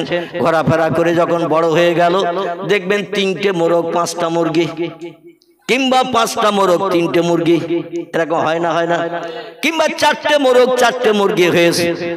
আচ্ছা, এই মোরগগুলো যখন বড় হয়ে গেল, সাবালক হয়ে গেল, ওর মায়ের সঙ্গে ওই মোরগ ব্যভিচার করে না? করে না? কথা বলেন। মা কি স্ত্রী হিসাবে ব্যবহার করে? যে বোনের সঙ্গে 5 মাস 6 মাস একসঙ্গে ঘুরে বেড়ালো, ও বোনকে স্ত্রী হিসাবে ব্যবহার করে জীবন যৌবনের ক্ষুধা নিবৃত্তি করে। পাড়া প্রতিবেশী যত মুরগি আছে তারা ওর স্ত্রী। নানি, দাদি, খালা, ফুবু, চাচি, ওদের কোনো জাত বিচার নাই। মানুষের ভিতরে বর্তমান সৃষ্টির সেরা হয়ে আল্লাহ সেরা জ্ঞান মানুষকে দেয়া সত্ত্বেও মানুষ আজ পশুর থেকে নিকৃষ্ট হয়ে গেছে। জ্ঞানের আর মর্যাদা দেয় না। আল্লাহ তাই কোরআনে তত্ত্বকট করে বলছেন, উলাইকা কাল আনআম বালহুম আদল ওয়া উলাইকা হুমুল গাফিলুন। চিল্লায়ে বলুন একটা আল্লাহু আকবার। আল্লাহ বলছেন, ব্রেন মগজে জ্ঞান দিয়েছি, কোনটা ন্যায় কোনটা অন্যায়, কোনটা ভালো কোনটা মন্দ, কোনটা সত্য কোনটা মিথ্যা, তোমাদের যাচাই করার জন্য তোমাদের মগজে স্পেশাল জ্ঞান দিয়েছি, যে জ্ঞান কোন সৃষ্টির আমি দিই নাই। কিন্তু জ্ঞান পাওয়া সত্ত্বেও যদি তোমরা জ্ঞানের মর্যাদা না দাও, উলাইকা কাল আনাম, তাহলে তোমরা হবে চতুষ্পদ জন্তুর সমান। ইঁদুর, কুকুর, বিড়াল, চতুষ্পদ জন্তু যারা আছে, গরু, ছাগল, এরা চতুষ্পদ কিনা? ওরা যেমন মা কি স্ত্রী হিসাবে ব্যবহার করে, বোন কি স্ত্রী হিসাবে ব্যবহার করে, নানি, দাদি, খালা কারো ছাড়ে না। তোমরা যদি সেই রকম চরিত্র নষ্ট করে পশুর মতো আদর্শ নাও, তোমরা হলে চতুষ্পদ জন্তুর সমান। আল্লাহ বলছেন, বালহুম আদল, বরং চতুষ্পদ জন্তুর থেকেও তোমরা নিকৃষ্ট। তার কারণ তারা প্রাইমারি স্কুলে ভর্তি হয়নি জ্ঞান অর্জনের জন্য, হাই স্কুলে ভর্তি হয়নি, কলেজে ভর্তি হয়নি, বিশ্ববিদ্যালয়ে যায়নি, তারা কোনো জায়গায় শিক্ষা অর্জন করেনি। তোমরা তো সব জায়গায় যে শিক্ষা অর্জনের সুযোগ পেয়েছো, জ্ঞান অর্জনের সুযোগ পেয়েছো, এরপরও যদি তোমরা তাদের মতো চরিত্র তৈরি করে মাকে, বোনকে, কন্যাকে, শাশিকে, দাদিকে, নানিকে মর্যাদা যদি না দাও, তাহলে চতুষ্পদ জন্তুর থেকেও তোমরা নিকৃষ্ট। উলাইকা হুমুল গাফিলুন, আল্লাহ বলেন তোমরা হলে গাফেল, অপদস্থ। সৃষ্টির শ্রেষ্ঠ জীব হিসাবে তোমাদের এক পয়সার দাম আমি আল্লাহ আমার কাছে নাই। এই জন্য আল্লাহ কোরআনে তত্ত্ব দিয়েছেন চরিত্র সংরক্ষণ করবে। আমি যা কিছু বানিয়েছি সব জোড়া জোড়া করে বানিয়েছি। কথাটা ঠিক না ভুল? জান্নাতের সঙ্গে জাহান্নামের জোড়া করেছেন আল্লাহ, চন্দ্রের সঙ্গে সূর্যের জোড়া করেছেন আল্লাহ, রাতের সঙ্গে দিনের জোড়া করেছেন আল্লাহ, এমন করে জমিনের সঙ্গে সাগরের জোড়া করেছেন আল্লাহ। আল্লাহ আবার বললেন ও খালাকনাকুম আজওয়াজা, আমি দুনিয়ার সংসার জীবনে সুখভোগের জন্য, জীবন যৌবনের ক্ষুধা নিবৃত্তির জন্য আমি মানুষকে জোড়া করে পৃথিবীতে পাঠিয়েছি। একটা পুরুষের জীবন যৌবনের ক্ষুধা কোনোদিন নিবৃত্তি হতো না। সংসার জীবনে যত অর্থ সম্পদ, ভালো মন্দ খাবার থাক, দুনিয়ায় সুখী জীবন গঠন করতে পারত না একটা নারী যদি তার পাশে এসে না দাঁড়াতো। কথাটা ঠিক কিনা? আর একটা নারীর জীবনের এক পয়সা মূল্য থাকতো না একটা পুরুষ যদি তার পাশে এসে না দাঁড়াতো। একে অপরের জীবন যৌবনের ক্ষুধা নিবৃত্তির জন্য আমি আল্লাহ মানুষকেও জোড়া করে পাঠিয়েছি। পৃথিবীর যত সৃষ্টি প্রেম ভালোবাসা তৈরি করে, জীবন যৌবনের ক্ষুধা নিবৃত্তি করে, বংশ বিস্তার করে, তোমাদেরও তেমন বংশ বিস্তারের সুযোগ দিয়ে দিয়েছি। নারী পুরুষ মেলামেশা করবে, নারীর গর্ভে সন্তান আসবে, তো পশুর মতো আদর্শ নিয়ে নয়। হুন্না লিবাসুল লাকুম ওয়া আনতুম লিবাসুল লাহুন্না, নারীর গায়ের পোশাক করেছি পুরুষকে, পুরুষের গায়ের পোশাক করেছি নারীকে। পোশাক ছাড়া রাস্তায় যেমন চলতে পারি না, পোশাক ছাড়া উলঙ্গ হয়ে কেউ কি আকবরের দোকানের সামনে যেতে পারবে? পারবে? যদি বলা হয় 200 টাকা দেব, যাবে কেউ দিনের বেলা? বলে আমার গুপ্তাঙ্গ সব তো দেখে নেবে লোক, 200 টাকার প্রয়োজন নাই। উচ্চ শিক্ষিত জ্ঞানী মানুষ যদি হয় 500 1000 দিলেও যাবে? যাবে না। আল্লাহ বলেন একটা পোশাক যদি তারে পরিয়ে দেয়া হয়, যেথায় বলবে সেথায় যেতে উদ্যত হবে। ঠিক কিনা? এই জন্য নারীর গায়ের পোশাক বানিয়েছি পুরুষকে, পুরুষের গায়ের পোশাক বানিয়েছি নারীকে। একে অপরের সঙ্গে অর্ধাঙ্গী করে বানিয়েছি। একে অপরের ব্যবহার, আচার অনুষ্ঠান, সেবা যত্ন ছাড়া পৃথিবীতে মানুষ কোনদিন সুখী জীবন গঠন করে বাস করতে পারবে না। তবে শোনো, আমি আল্লাহ আমার পাক কালাম কোরআন মজিদ তোমাদের জন্য গাইড বুক করে দিয়ে দিয়েছি, জীবন বিধান করে দিয়েছি। আমার জীবন বিধান গাইড বুক মেনে যদি চলো, তাহলে তোমরা হবে পৃথিবীতে সৃষ্টি শ্রেষ্ঠ। আল্লাহ কোরআনে সূরা 3-এ যে তত্ত্বটা দিয়েছেন, লাকাদ খলাকনাল ইনসানা ফি আহসানি তাকওয়িম, সমস্ত সৃষ্টির ভিতরে তোমরা হলে সেরা।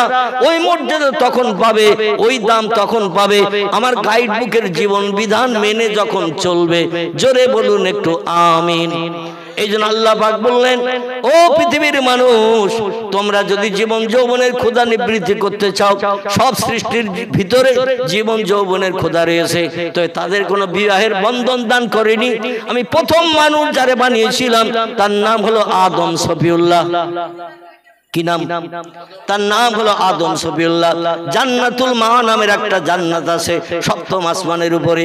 আল্লাহ পাক পৃথিবী থেকে মাটি কালেকশন করে ফেরেশতাদের মাধ্যম দিয়ে, আমি ওদিকে লম্বা আলোচনা করব না, সংক্ষেপ যেটা বলতে চাইছি, এই আজরাইল নামের ফেরেশতা যে বর্তমানে প্রাণ নাশের দায়িত্ব পেয়েছে আল্লাহর কাছ থেকে, এই আজরাইলকে আল্লাহ পাক রব্বুল আলামিন সব সৃষ্টির প্রাণ নাশের দায়িত্ব দিয়েছেন। এরই হাত বরাবর পৃথিবী থেকে মাটি নিয়ে যে আল্লাহর কাছে পৌঁছে দেওয়া হয়েছিল। জিবরিল আমিনের মারফত একটা বডি বানানো হয়েছিল মাটি দিয়ে। কি বানানো হয়েছিল? একটা বডি। আমরা বাংলা ভাষায়, সাধু ভাষায় যারে প্রতিমা বলি, কি বলি? আরো সাধারণ চলিত ভাষায় ঠাকুর বলি। ঠিক কিনা? হাত মুখ নাক চাক চোখ কান হাত পা অঙ্গ প্রত্যঙ্গ নাক টাক যা কিছু লাগা সব দিয়ে বানালেন। তফসিরের কিতাবে এসেছে এই বডিটা দৈর্ঘ্যে ছিল 60 হাত। ক হাত? 60 হাত। আচ্ছা 60 হাত বডি একটা প্রতিমা বানাতে গেলে কাদা কম লাগবে তো নাকি? কথা বলে, কাদা কম লাগবে না বেশি লাগবে? বেশি লাগবে। তাফসীরের কিতাবে এসেছে আজরাইল পৃথিবীতে একটা খামসা মেরেছিলেন মাটি নিয়ে যাওয়ার জন্য। কি মেরেছিল? খামসা। আমরা মাঝে মাঝে মারি না, খামসা মারি, কিছু হাতের মুঠার ভিতরে নিয়ে আমরা সেগুলো নিয়ে সন্তুষ্ট হতে চাই, খুশি হতে চাই, এই জন্য একটা খামসা মেরেছিলেন। ওর এক খামসার ভিতরে কাদা ধরেছিল 40 মণ। কমন 40 মণ। তাহলে আমাদের থেকে ওর খামসাটা ছোট তো নাকি? আমরা যদি একটা খামসা মারি তো ক কেজি কাদা উঠবে? 500-700, তার বেশি উঠবে না। তাহলে আজরাইলের খামসাটা কত এরিয়া একবার চিন্তা করেন। একটা খামসা মেরে কাদা উঠিয়েছে, কাদার ওজন হয়েছে 40 মণ। এই 40 মণ কাদা দিয়ে একটা স্ট্রাকচার প্রতিমা বানিয়েছিলেন। এই প্রতিমাটা বানিয়ে জান্নাতুল মাওয়ার ভিতরে সইয়ে রাখা হয়েছিল। আল্লাহ পাক রব্বুল আলামিন প্রতিমা কমপ্লিট হয়ে যাওয়ার পরে একটু কোন শব্দ ব্যবহার করে হযরত জিবরিল আমিনের মারফত তার দেহের ভিতরে প্রাণ সঞ্চার করেছিলেন। জোরে বলুন সুবহানাল্লাহ। প্রতিমাদের দেহের ভিতরে কোনো প্রাণ থাকে না, এই জন্য খাবার দিলে তারা খেতে পারে না, কোনো কথা বললে তারা শুনে তার দাম দিতে পারে না, কোনো খাবার রেখে গেলে তারা নিজেরাও কোনো শত্রু এসে যদি খাবার দখল করতে চায় বারণও করতে পারে না, ঠিক কি না? একটা মাছি গায়ে বসলে তাড়িয়েও দিতে পারে না। একটা জিনিসের অভাব তাদের দেহের ভিতরে, সেই জিনিসটির নাম হলো প্রাণ। কি নাম? আরবিতে এর বলা হয় রূহ। কি নাম বলা হয়? রূহ। এই রূহ বা প্রাণ তার দেহের ভিতরে ছিল না, তাই অচল হয়ে জান্নাতের ভিতরে পড়েছিল। আল্লাহ বললেন জিবরিল দেহের ভিতরে প্রাণ ঢুকিয়ে দাও। মাথার দিক থেকে গালের ভিতর দিয়ে জিবরিল একটা প্রাণ আলেমে আরওয়া থেকে কালেকশন করে নিয়ে সমস্ত পৃথিবীর সব মানুষের প্রাণ আল্লাহ আলেমে আরওয়া সেট করে রেখে দিয়েছেন। যখন যার যেদিন পৃথিবীতে আসার প্রয়োজন হয় আল্লাহ পাক আলেমে আরওয়া থেকে ফেরেশতা জিবরিলের মাধ্যম দিয়ে মায়ের রেহেমের থলিতে ঢুকিয়ে দেয়। জোরে বলুন একটু সুবহানাল্লাহ। আলেমে আরওয়ায় যত প্রাণ আছে এই সব প্রাণ খতম না হওয়া পর্যন্ত দুনিয়া ধ্বংস হবে না। সমস্ত প্রাণগুলো আল্লাহ পাক আলেমে আরওয়া থেকে নিয়ে এই পৃথিবীতে মায়ের গর্ভে পাঠিয়ে দুনিয়ায় জন্মগ্রহণ করাবেন এবং তাদের কাজকর্মের বিচার আল্লাহ হাসরের ময়দানে করে কেউ বা হবে জান্নাতি, কেউ বা হবে জাহান্নামী। জোরে বলুন একটু আমিন। জিবরিল আমিন 3 বার দেহের ভিতরে প্রাণ ঢুকিয়ে দিল। হাত যেই বার করে নাই দেহ থেকে প্রাণটা বার হয়ে যায়। আল্লাহ ডেকে বলে মা হালুকা মা করগা ইয়া রুহুল আমিন। ও আমার ফেরেশতা জিবরিল খবর কি? জিবরিল বলছে আল্লাহ প্রাণ ঢুকিয়ে দিলাম অচল দেহ সচল বানানোর জন্য, কিন্তু যেই হাত বার করি সঙ্গে সঙ্গে আমার হাতের সঙ্গে প্রাণটাও বার হয়ে আসে। অচল দেহ অচলই রয়ে গেছে।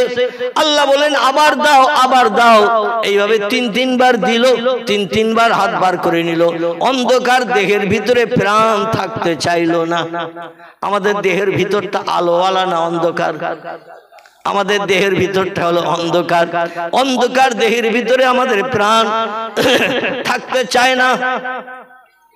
হযরত আদমের দেহের ভিতরে প্রাণ থাকতে চাইলো না, এই জন্য হাত যেই বার করে নেয় প্রাণ বেরিয়ে যায়। আল্লাহ বলেন খবর কি? বলেন আল্লাহ খবর ভালো না। বলে ভালো না, কি খবর? বলে দেহ সচল হলো না, এখনো অচল হয়ে পড়ে আছে। আর আল্লাহ বলেন এক কাজ করো, মা তারাইলা সামা, যেখানে তুমি দাঁড়িয়ে আছো ওইখান থেকে উপরের দিকে তাকাও। জিবরিল আমিন জান্নাতুল মাওয়া থেকে উপরের দিকে তাকালেন। তাকানোর পর আল্লাহ বলছেন মা তারা ইয়া রুহুল আমিন, এ আমার সেরা ফেরেশতা জিবরিল কিছু কি দেখতে পাচ্ছ? জিবরিল বলে নাম ইয়া রব্বি, আমি দেখতে পাচ্ছি আপনার আরশের নিচে একটা উজ্জ্বল তারকা জল জল জল জল করে জ্বলছে। জোরে বলুন একটু সুবহানাল্লাহ। একটা উজ্জ্বল তারকা জ্বলছে। আল্লাহ বলেন এই তারকাটা পূর্বে দেখেছো? জিবরিল বলে লা ইয়া রব্বি, আমি জান্নাতের ভিতরে বহু লাইট বহু আলো দেখেছি, কিন্তু এই সুন্দর দর্শনীয় উজ্জ্বল তারকাটা আমি কোনোদিন জান্নাতেও দেখিনি আপনার আরশের দিকে মাঝে মধ্যে তাকাই উপরের দিকে, কিন্তু এই আলোটা দেখিনি, আজকে দেখলাম। আল্লাহ বলেন, এ জিবরিল মা হিয়া, ও আলোটা কি তুমি কি জানো? জিবরিল বলছেন, লা ইয়া রব্বি, যেটা আপনি আমারে জানান সে সম্পর্কে আমি অবগত হই, যেটা জানান না তার খবর আমি রাখি না। আল্লাহ বলেন, শোনো, সমস্ত সৃষ্টির পূর্বে আমি যারে বানিয়েছিলাম সেই হলো এই নূরের প্রদীপ, এই লাইটের নাম হলো মুহাম্মাদুর রাসূলুল্লাহ। জোরে বলুন একটু সুবহানাল্লাহ, আর একটু জোরে বলুন সুবহানাল্লাহ। আল্লাহ কোরআনে তত্ত্ব কোট করে দিয়েছেন, কদ জাআকুম মিনাল্লাহি নূরু ওয়া কিতাবুম মুবিন। আল্লাহ বলছেন, বিশ্ববাসী তোমাদের কল্যাণের জন্য, উপকারের জন্য, বিপদে মুসিবতে নিষ্কৃতির জন্য, সুখে বসবাসের জন্য আমি দুটি নেয়ামত অনুদান গিফট তোমাদের জন্য পৃথিবীতে পাঠিয়েছি। একটির নাম হলো কদ জাআকুম মিনাল্লাহি নূর, আমার তরফ থেকে একটা উজ্জ্বল প্রদীপ, আলো, লাইট পৃথিবীতে তোমাদের জন্য পাঠিয়েছি। বিখ্যাত তাফসীর কারকেরা কোরআনের তাফসীর লিখেছেন, যারা অধিকাংশ তাফসীর কারক একমত হয়ে লিখেছেন, আল্লাহ যে নূরের কথা বললেন মানুষের কল্যাণের জন্য, উপকারের জন্য পৃথিবীতে পাঠিয়েছেন, এই নূরটি অন্য কেউ নয়, এই নূরটির নাম হলো নূরে মুহাম্মাদি সাল্লাল্লাহু আলাইহি সাল্লাম। জোরে বলুন একটু সুবহানাল্লাহ। একটি জয়ী হাদিসের ভিতরে এসেছে, আউয়ালু মা খালাকাল্লাহু নূরি। যদিও ব্যাখ্যাকারীরা, মুহাদ্দিসরা এই হাদিস শরীফটাকে জয়ীব দুর্বল হাদিস বলেছেন, তো আমাদের ফুরফুরা শরীফের দাদা হুজুর পীর কেবলার কনিষ্ঠ সাহেবজাদা, যার নাম ছিল জুলফিকার আলী সিদ্দিকী, আমরা যাকে ছোট হুজুর বলে জানতাম, আমাদের এলাকায় যেথায় তিনি জলসায় আসতেন এই হাদিস শরীফটা তিনি বর্ণনা করে ব্যাখ্যা করতেন। জোরে বলুন একটু সুবহানাল্লাহ। যিনি ছিলেন আল্লাহর একজন ওলি বান্দা, অন্তরের চোখ অন্তরে কান আল্লাহ যাদের খুলে দিয়েছিলেন, তিনি কিন্তু হাদিসটা প্রতিটি জলসায়, অধিকাংশ জলসায় তিনি বর্ণনা করতেন।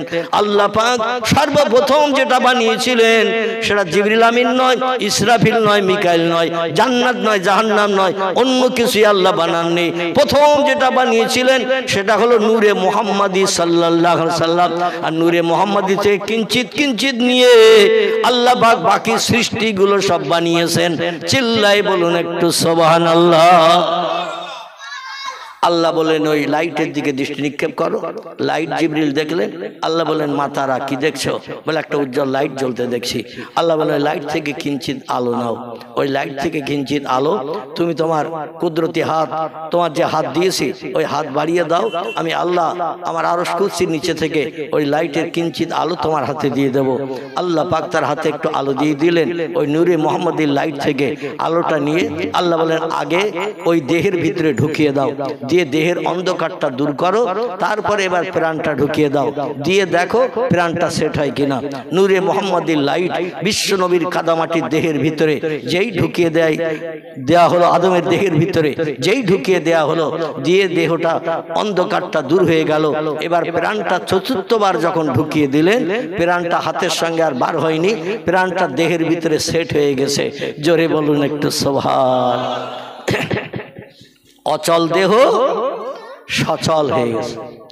এই অচল দেহ প্রাণ পাওয়ার কারণে যেই সচল হয়ে গেল, দেহটা জান্নাতের জমিন থেকে উঠে বসেই জবান দিয়ে আওয়াজ তুলেছেন আলহামদুলিল্লাহ। কি আওয়াজ তুলেছে? আলহামদুলিল্লাহ।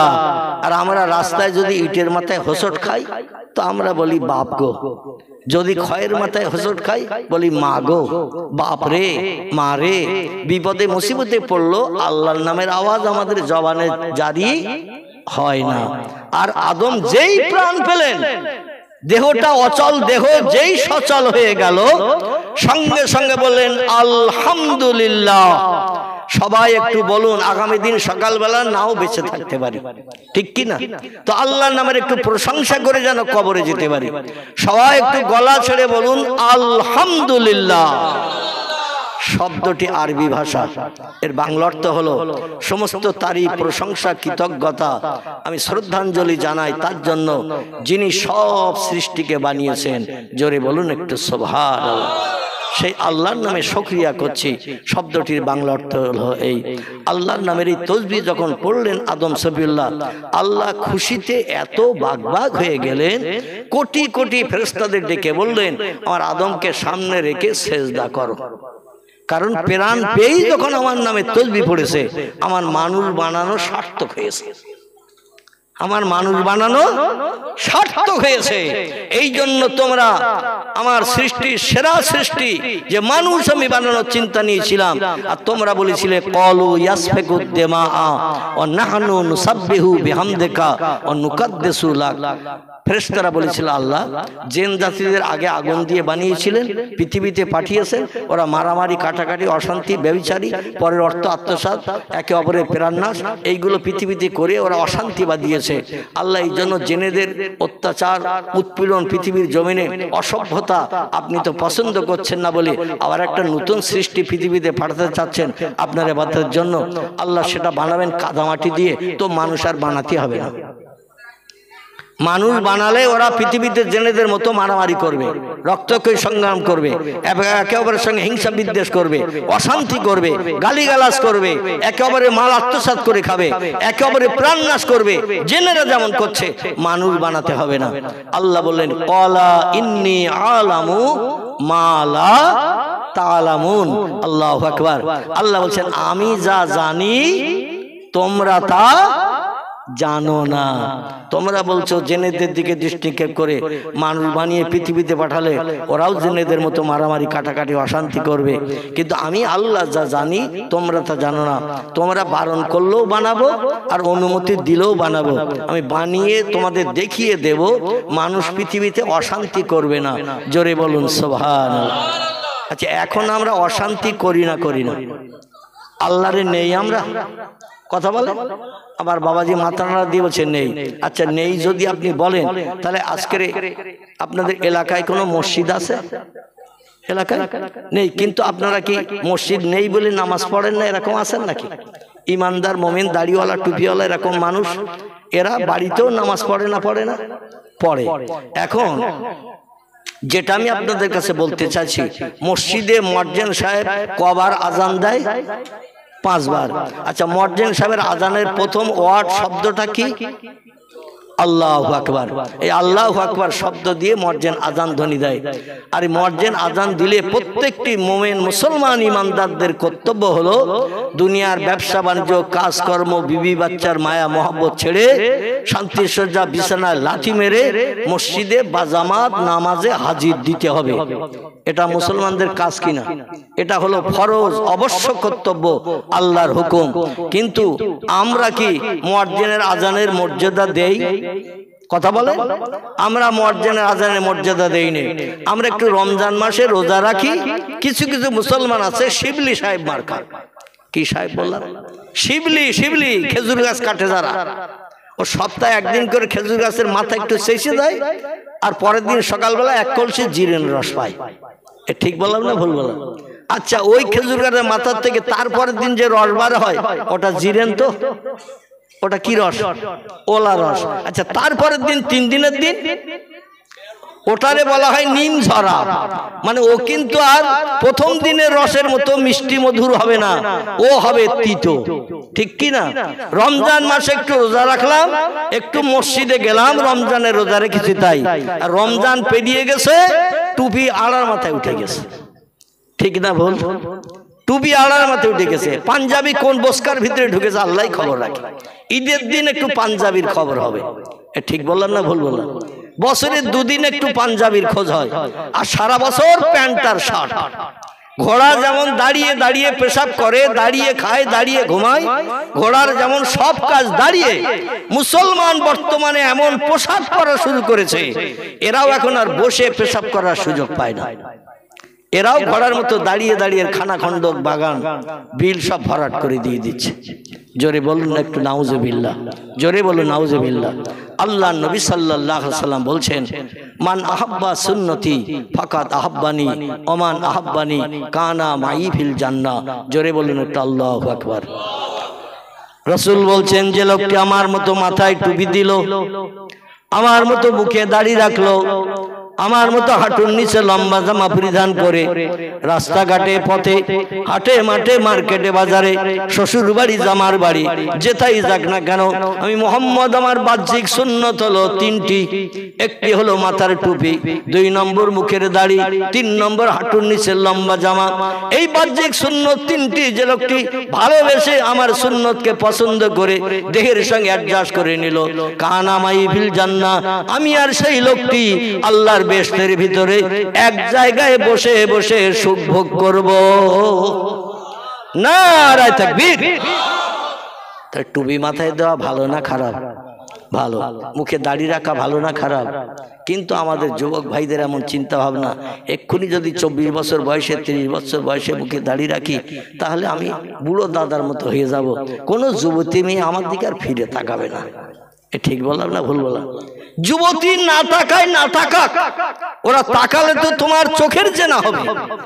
তুমি হাত দিয়ে কোনো খাবার অবৈধ মেয়ের হাতে তুলে দিলে হাতের জেনা হবে।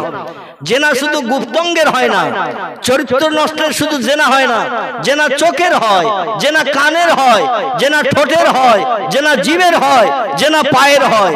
কোন অবৈধ মেয়ের রাত 1:30টার সময় ফোন করেছে, অমুক জায়গায় তোমার যেন কাল 4:30টার সময় বিকালে পাই।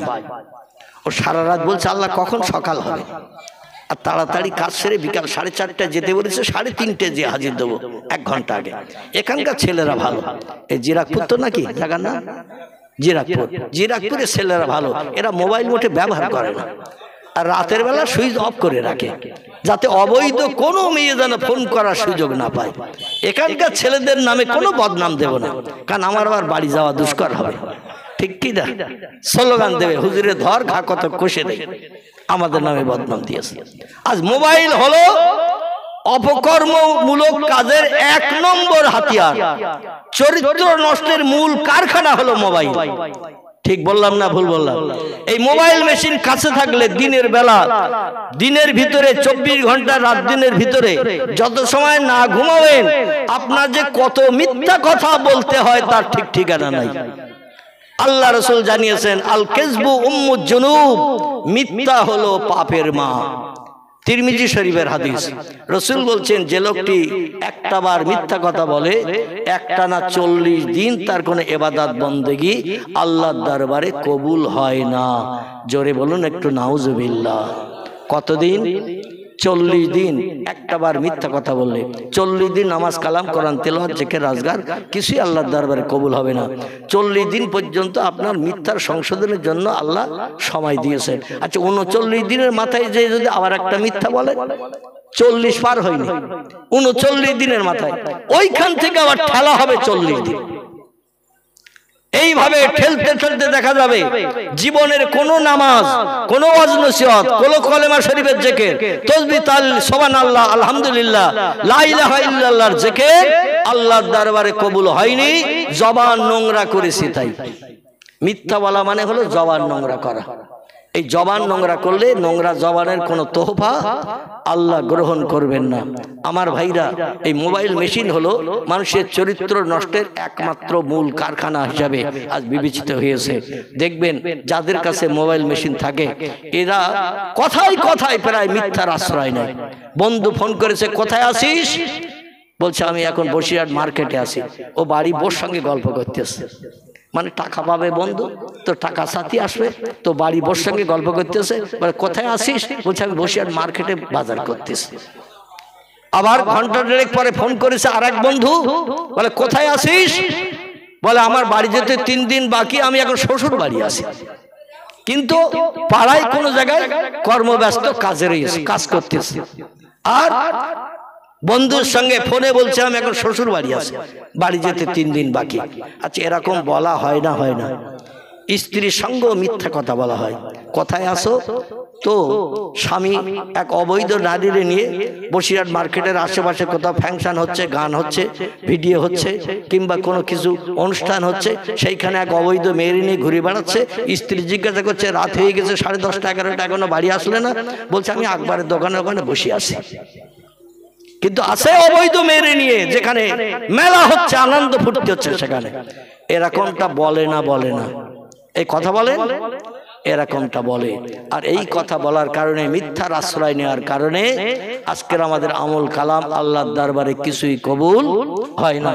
আল্লাহর কাছে কিছু চাইলেও আল্লাহ দেয় না। আমার ভাইরা খুব ভালো করে শুনবেন, আমি আর লম্বা আলোচনা আপনাদের এগিয়ে নিতে যাচ্ছি না, কারণ পিছনে একটি উদ্দেশ্য চিন্তা ভাবনা আছে আমার, সেদিকে আপনাদের নিয়ে যাব। প্রিয় নবী মুহাম্মদ রাসূলুল্লাহকে মক্কার মানুষ ডেকে বলল, মুহাম্মদ কিরকম তুমি সকল বিশ্ববাসী শিক্ষক, টিচার, জ্ঞানী, তোমার একটু পরীক্ষা করব। রাসূল বললেন, নাম ইয়া জাদ্দি, ইয়া আম্মি, ইয়া আখি, ও আমার পাড়ার দাদারা, ও আমার পাড়ার চাচারা, ও আমার পাড়ার ভাইরা, আপনারা আমার যদি পরীক্ষা করতে চান পরীক্ষা করতে পারেন, কোনো আপত্তি নাই। জোরে বলুন সুবহানাল্লাহ। আবু জেহেল বলল, কি পরীক্ষা করব? আমি আগে প্রথম পরীক্ষা করি মুহাম্মদের জ্ঞানের দৌড় কতটা। আবু জেহেল বাড়ি থেকে, বাড়ির পাশাপাশি সব পাহাড়ি এলাকা, তো পাহাড়ের পাদদেশ থেকে নিচের থেকে কিছুটা কাকরের কুচি হাতের বুটার ভিতরে করে নিয়ে কাবার চাতালে এসেছে। আর দেশের 6,500-এর মতো বস্তির লোকজন তাদের ডাক দিয়েছে, মুহাম্মদের পরীক্ষা হবে, মুহাম্মদ একটা পরীক্ষায় ফেল করলে সারা জীবন ওইটা তুলে ধরে তারে দোষারোপ করবো, আর বলো তোমার কথা শুনবো না, তুমি মিথ্যুক, আমাদের হাতে ছিল একরকম, তুমি বলেছ আর এক রকম, এই জন্য তোমরা সবাই এসো। তো সব দেশবাসী এসে কাবার চাতালে হাজির। এইবার আবু জেহেল বাড়ি থেকে আসার সময় মুঠার ভিতরে করে গোটা 5-7 পাথরের কুচি নিয়ে এসেছে। এসে বলছে, ইয়া মুহাম্মদ ইবনে আব্দুল্লাহ, এ আব্দুল্লাহর বেটা মুহাম্মদ, আমার হাতের ভিতরে কি আছে না দেখে যদি বলতে পারো তাহলে বুঝবো তোমার জ্ঞান আছে, তোমার ব্রেন মগজে আল্লাহ স্রষ্টা জ্ঞান দিয়েছে, না দেখেও তুমি বলতে পারো। এই যে দুনিয়ার বই পড়ার প্রয়োজন হবে না, স্রষ্টার তরফ থেকে তুমি সব তত্ত্ব পেয়ে যাবে। জোরে বলুন একটু সুবহানাল্লাহ। রাসূল বললেন, চাচা কি হাতে করে নিয়ে এসেছেন? আমিও দেখি নাই, দেশের জনগণ কাবার চাতালে যারা আছে তারাও কেউ দেখে নাই, তো আপনার হাতের মুঠা খুলতে হবে না, ওই মুঠার ভিতরে যা নিয়ে এসেছেন, আমি মুহাম্মদ ব্যক্তিকে, নবী না সাধারণ মানুষ, আপনার হাতের মুঠার ভিতরের ওই পাথরের কুচি ওই জবান খুলে তত্ত্ব দিয়ে দেবে ইনশাআল্লাহ। জোরে বলুন একটু সুবহানাল্লাহ। আবু জেহেল মুখ কালো হয়ে গেছে, বলে, হায় রে, গোপনে কেউ দেখে নাই, আড়াল করে পাহাড়ের পাদদেশ থেকে গোটা কয়েক পাথরের কুচি মুঠার ভিতরে করে নিয়ে এসেছে, এলাকার কেউ জানে না, কেউ খবর রাখে না, আর মুহাম্মদ কি করে তত্ত্ব দেবে? আবার বলল, আপনার হাতের ভিতরে যে পাথরের কুচি আছে ওই জবান খুলে তত্ত্ব দেবে আমি কে? আল্লাহ নবী বললেন, ইয়া আইয়ুহাল হাজার, এ পাহাড়ের পাথরের কুচি, মানা, আমি কে একটু পরিচয় দাও। পাথরের কুচির আল্লাহ জবান খুলে দিয়ে দিলেন, পাথরের কুচি বলতে শুরু করলো, আনতা রাসূলুল্লাহ, আনতা নবী আল্লাহ, আনতা খাতামান নবিয়্যিন লা শাক্কা ফিহি। জোরে বলুন একটু আল্লাহু আকবার। আল্লাহ রাসূল বলেন, মা সামেতা ইয়া আম্মি, ও চাচা, এখন হাতের মুঠা খোলো নাই, মুঠার ভিতর থেকে আওয়াজ জারি হয়ে গেছে, আওয়াজ চালু হয়ে গেছে, আর আমার সম্পর্কে আপনার মুঠার ভিতরে পাথরের কুচি কি তত্ত্ব দিয়েছেন? ও দেশবাসীরা, তোমরা কি সবাই শুনতে পেয়েছো? সবাই বলে, নাম ইয়া মুহাম্মদ ইবনে আব্দুল্লাহ, ও মক্কার অধিবাসী আব্দুল্লাহর বেটা, মুঠা এখনো খোলে নাই, মুঠার ভিতরে কি আছে আমরা দেখি নাই, তুমি অ্যাডভান্স তত্ত্ব দিয়েছো পাথরের কুচি, আর পাথরের কুচির আল্লাহ জবান খুলে দিয়ে, তোমার স্রষ্টা তার জবান খুলে দিয়ে আমাদের কাছে তত্ত্ব দিয়েছে, তুমি হলে আখিরি জমানার নবী, তুমি বেশক আল্লাহর রাসূল, এ কথায় কোনো সন্দেহ নাই। রাসূল বললেন, তাহলে আমি পয়গম্বর কিনা? ও চাচা বলেন। চাচা বলল, 3 দিন সময় দিতে হবে, এক্ষুনি তথ্য দেয়া যাবে না। বিশ্ব নবী এক একদিন এক একটা তত্ত্ব দিয়েছে, আর ওরা তত্ত্ব শুনে হা হয়ে বাড়ি চলে গেছে, কলেমা পড়তে চায়নি। দাওয়াত দিয়েছিল মক্কা নগরীতে 13 বছর। ক বছর? 13 বছর। শেষে যখন সব প্রশ্নের উত্তর পয়গম্বর এক এক করে দিল, ওরা বলল, মুহাম্মদ কি বড় জাদুকর, তা ঠিক নাই। ও মুহাম্মদ, আমরা একটা প্রশ্ন নিয়ে এসেছি। আল্লাহ রাসূল বলেন, মা সালাকা ইয়া আম্মি ইয়া জাদ্দি, ও পাড়ার দাদারা চাচারা, কি প্রশ্ন আবার নিয়ে এসেছো? বলে, আমাদের এই মক্কা নগরী থেকে একদল ব্যবসায়ী, 15 থেকে 16 জন ব্যবসায়ী সিরিয়ার দেশে ব্যবসা করতে চলে গেছে 1.5 মাস আগে। ক মাস? 1.5 মাস আগে ব্যবসা করতে চলে গেছে সিরিয়ার দেশে। বর্তমানে আমাদের ধারণা তারা ব্যবসা করে টাকা পয়সা নিয়ে মক্কা নগরীতে বিবি বাচ্চার মায়ায় ফিরে আসছে, কারণ 1.5 মাসের মতো হয়ে গেছে। বর্তমানে আজকের এই দুপুরবেলা আমাদের দেশের ব্যবসায়ীরা কোথায় কোন জায়গায় আছে এই তত্ত্বটা মক্কা নগরীর কাবার চাতলে দাঁড়িয়ে যদি তত্ত্বটা সঠিক বলতে পারো, তাহলে আমরা সন্দেহ করব না তুমি আল্লাহর পয়গম্বর, আমরা সবাই মেনে নেব, বিশ্বাস করব। জোরে বলুন সুবহান। রসুল যখন নিজের মগজ ধলাই করে কোনো তথ্য দিতে পারতেন না, একটু মাথাটা আকাশের দিকে উঁচু করতেন।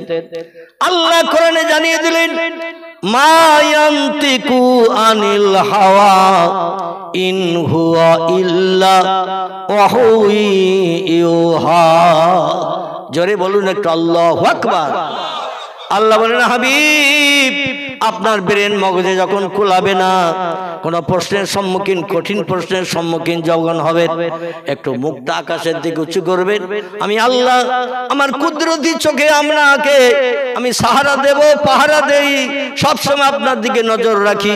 আকাশের দিকে যে মুখ উঁচু করবেন, আমার রহমতের দরজা আপনার জন্য খুলে দেব, সব সমস্যার সমাধান আমি জিবরিল আমিন মারফত আপনার কাছে উত্তর দিয়ে পাঠিয়ে দেব।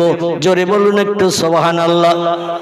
কোন প্রশ্নের সম্মুখীন যখন হবে, নিজের মগজ ধলাই করে কোনো উত্তর দেবেন না, কারণ একটা উত্তর যদি ওরা ভুল পেয়ে যায়, ওইটা তুলে ধরে আপনাকে ঠাট্টা বিদ্রুপ করবে, অপমান করবে।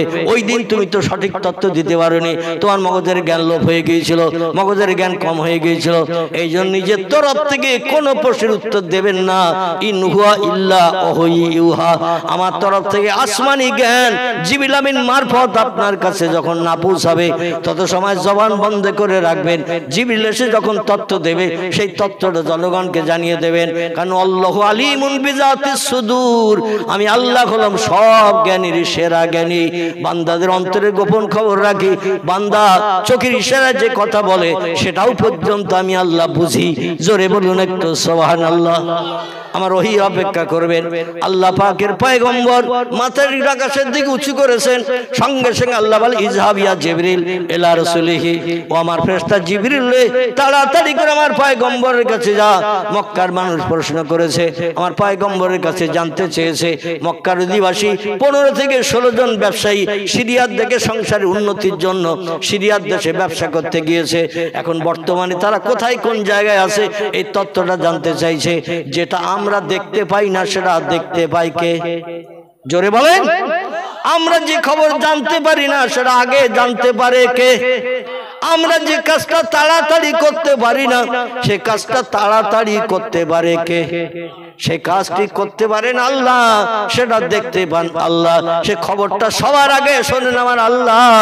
আল্লাহ বলছেন, জিবরিল আমার নবীর কাছে খবর পৌঁছে দে, আমার নবীরে বলে দে, বর্তমানে মক্কার অধিবাসী ব্যবসায়ীরা মদিনা থেকে 8 কিলোমিটার দূর মক্কার দিকে যেতে একটি জায়গা আছে, জায়গাটির নাম হলো জুল হলাইফ। কি নাম বললাম? এই জায়গাটির নাম হলো জুল হলাইফ। ওইখানে মক্কার ব্যবসায়ীরা ক্লান্ত পরিশ্রান্ত হয়ে, কিছু খেজুর গাছ আছে ওইখানে, খেজুরের বাগান, ওই বাগানের খেজুর গাছের পাতার ছায়ায় বসে বসে বিশ্রাম করছে। বর্তমানে এই সময় আমার নবীকে যে তথ্যটা জানিয়ে দাও, আমার নবী যেন প্রশ্নের সম্মুখীন হয়ে লাজবাব না হয়। জোরে বলুন একটু সুবহানাল্লাহ। এই জন্য হাদিস শরীফে পয়গম্বর জানিয়েছেন, মান কানা লিল্লাহি কানা আল্লাহু লাহু, যে লোকটি আল্লাহর আপন হয়ে যায়, আল্লাহ তার আপন হয়। জোরে বলুন একটু সুবহানাল্লাহ। আমরা তো মেম্বারের আপন, প্রধানের আপন, এমএলএর আপন, বন্ধুর আপন, এমন করে স্ত্রীর আপন, স্ত্রী যেটা বলে সেটা শুনি। বাপ মাকেও পর্যন্ত মাঝে মাঝে গলা ধাক্কান দিয়ে থাকে। তবে আপনাদের এখানে এরকম ছেলে টেলে নাই। অনেক জায়গায় এমন খবরও পাওয়া যায়, বাপ মারে বৃদ্ধাশ্রমে যে রেখে এসেছে সংসার জীবনে স্ত্রীকে নিয়ে সুখ ভোগের জন্য, এমনকি গলা ধাক্কান দিয়ে বার করে দিয়ে বলছে, বাপের বাড়ি যা, খেতে আর দেব না। এ বলে না, বলে না? এমন নিদর্শন আছে না নাই? আল্লাহু আকবার।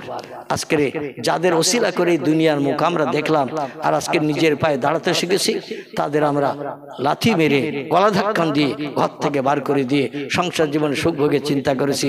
একদিন তুমিও বাবা হবে, একদিন তুমিও বুড়ো হবে, তোমার স্ত্রীও একদিন বুড়ি হবে, আর তোমার সন্তানাদের একদিন ওই দাদা দাদির দৃশ্য দেখে তোমাকেও একদিন গলা ধাক্কান দেবে।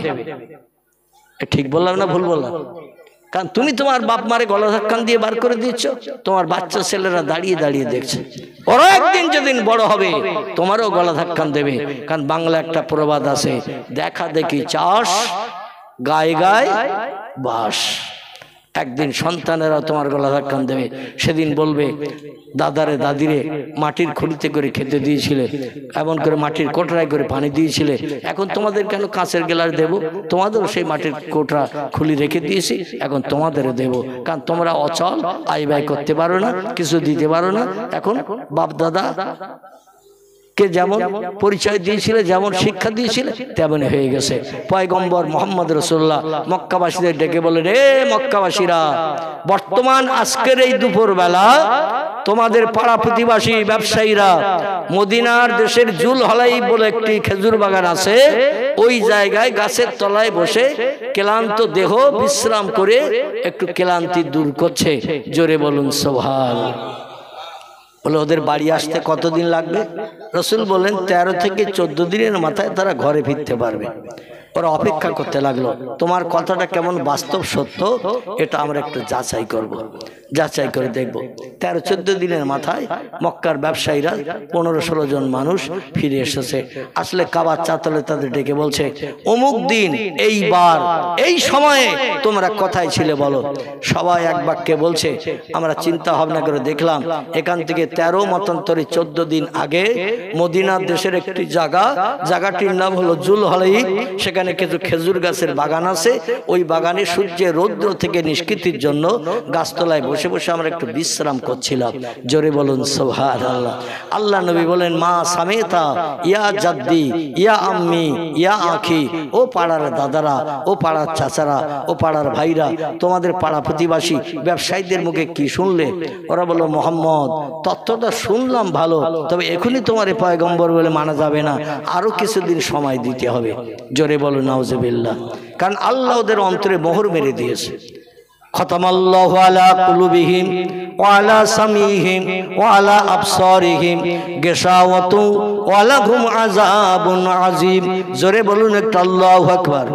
আল্লাহ বলেন, যাদের অন্তরে মোহর মেরে দিয়েছি, চোখ দেওয়া সত্ত্বেও তারা চোখে ভালো জিনিস দেখবে না, কান দেওয়া সত্ত্বেও ভালো কথা শুনবে না, ইবলিস শয়তানের আদর্শের অনুসরণ করবে। হাজার চেষ্টা করো পয়গম্বর, ওরা কলেমার দাওয়াত গ্রহণ করবে না। কিন্তু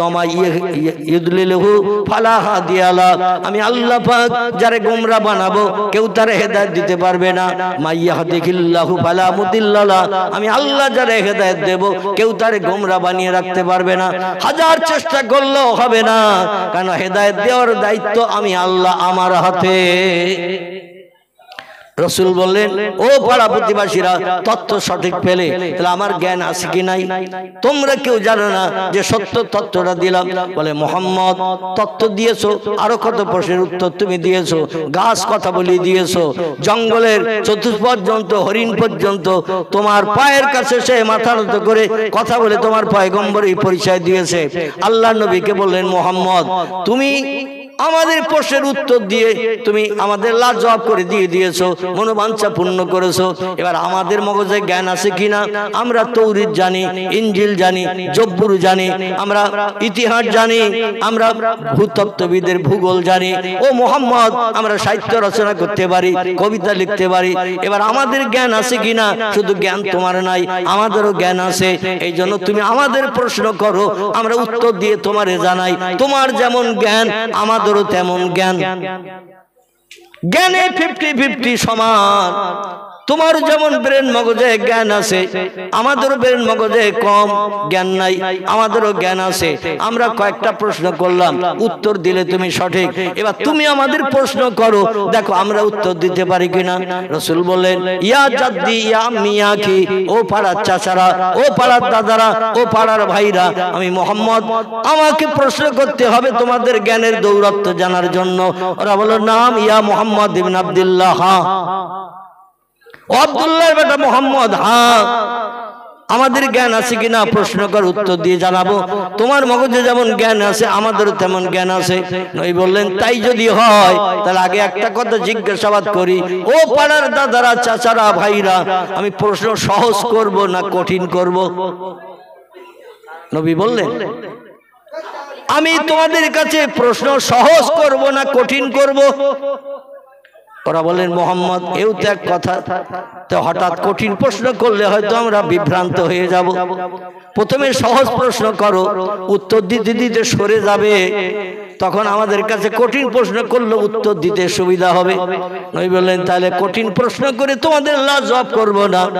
আল্লাহ আমার মগজে কেমন জ্ঞান দান করেছেন, জ্ঞানের দৌরাত্ম্য বহর পরিচয়ের জন্য আমি একটা সহজ প্রশ্ন তোমাদের কাছে করি। ওরা বলল নাম, ইয়া মুহাম্মদ ইবনে আব্দুল্লাহ, ইয়া ইবনি মুহাম্মদ, ও ভাই মুহাম্মদ, হ্যাঁ করো দেখে তুমি প্রশ্ন করো। নবী বললেন বলো, পৃথিবীতে ডিম আগে হয়েছে না মুরগি আগে হয়েছে? ছোট্ট একটা বাচ্চা বলছে মুরগি, ও আবার বলছে ডিম আগে। মনে এখনো সঠিক সিদ্ধান্ত নিতে পারেনি। তো ও যে কথা বলছে এটাই ওর সাব্বাস। আপনারা তো চুপ করে বসে আছেন, বললে হয়তো হুজুর ভুল ধরবে, এই জন্য মগজে উত্তর থাকলেও আপনারা কথা বলতে চাচ্ছেন না। মক্কাবাসীরা বলল মুহাম্মদ ডিম আগে হয়েছে। নবী বললেন ডিম হতে গেলে তো মুরগির ডিম পাড়তে হয়, মুরগি যদি ডিম না পারে তাহলে ডিমটা পাবে কোথায়? ওরা তখন বলছে, ঘুরিয়ে বলছে মুহাম্মদ মুরগি আগে হয়েছে। আল্লাহ নবী বললেন মুরগি হতে গেলে তো ডিমের থেকে বাচ্চা হতে হয়। কি ঠিক না ভুল? রাসূল যখন দ্বিতীয় প্রশ্ন করেছে সব লাজবাব। মক্কাবাসীরা বলে মুহাম্মদ উত্তর দিতে পারলাম না, একটু উত্তর দিলে তুমি ঘুরিয়ে ধরছো, আর ঘুরিয়ে ধরলে আমাদের মগজ খালি হয়ে যাচ্ছে। ও মুহাম্মদ তুমি সেরা জ্ঞানী, এবার তুমি বলো ডিম আগে হয়েছে না মুরগি আগে হয়েছে? নবী বললেন আমার আল্লাহ যেটা আগে বানিয়েছেন সেটা হয়েছে, এ খবর আমাদের নাই। তোমরা যে স্রষ্টা মানো না, লাতজ্জাহ বলতে বলমান না, বিভিন্ন মাটির তৈরি পাথরের তৈরি প্রতিমার সেজদা করো, উপাসনা করো, স্রষ্টা বলে মান্যতা দাও। আমি স্রষ্টা মানি একজনকে, তিনি হলেন লা ইলাহা ইল্লাল্লাহ। নেই কোন স্রষ্টা, নেই কোন প্রভু, এক আল্লাহ ছাড়া। সে আল্লাহ পাক যেটা আগে বানিয়েছেন, কারণ সব সৃষ্টি বানিয়েছেন তিনি, যেটা আগে তিনি বানিয়েছেন সেটাই হয়েছেন। এ খবর পৃথিবীর মানুষকে জানানো হয় নাই। আল্লাহ বলছেন এমন কিছু তত্ত্ব আমার নিজের হাতে রেখে দিয়েছি, সবগুলো বান্দাদের কিয়ামত পর্যন্ত জানতে দেব না, কারণ সবগুলো জেনে নিলে বান্দারা আমার আর নেবে না, আমার আর নেবে না। কবে কোন দিন পশ্চিম দিকে সূর্যোদয় হবে, কোন বিজ্ঞান, কোন দর্শন, কোন ইঞ্জিনিয়ার, কোন ডাক্তার, কোন মাস্টার, কোন ভূতত্ত্ববিদ, কোন ঐতিহাসিক আজ পর্যন্ত তত্ত্ব দিতে পেরেছে যে অমুক বছরের এই মাসের এই তারিখে সূর্য পশ্চিম দিক থেকে উদয় হবে, পূর্ব দিকে অস্তমিত হতে যাবে, দুনিয়া ধ্বংস হবে। অনুফিখা ফিস-সূরে ফাইযাহুম মিনাল আজদাসে ইলা রাব্বিহিম ইয়ানসিলুন। জোরে বলুন একটু আল্লাহু আকবার। কোরআনের সূরা ইয়াসিনের ভিতরে আল্লাহ তত্ত্ব কোট করে দিয়েছেন, যেদিন পশ্চিম দিক থেকে সূর্যোদয় হবে, আমার একজন ফেরেশতা আছে, নাম তার ইসরাফিল, তাকে তার সিংহায় যে আমি বসিয়ে রেখে দিয়েছি, হাজার হাজার লক্ষ লক্ষ বছর ধরে একটা সিংহা দিয়ে বসিয়ে রেখেছি। যেদিন বললো সিংহার এক মুখে ফু দে, ও সেদিন ফুৎকার করবে, যখন ফু দেবে আর এক মুখ দিয়ে সুপার সাইক্লোন টর্নেডোর ঘূর্ণিঝড় পৃথিবীতে শুরু হয়ে যাবে। সেদিন 9টা ধানের চাল কটা হয় এটা গোনার সময় মানুষ পাবে না। আজ পর্যন্ত কোন বিজ্ঞান বলতে পেরেছে কবে দুনিয়া ধ্বংস হবে? আচ্ছা দুনিয়া কি এই যেরকম আছে এইরকম কি সারা জীবন থাকবে? বিজ্ঞানীরাও একমত পৃথিবী ধ্বংস হবে, ধূলিসাৎ হবে।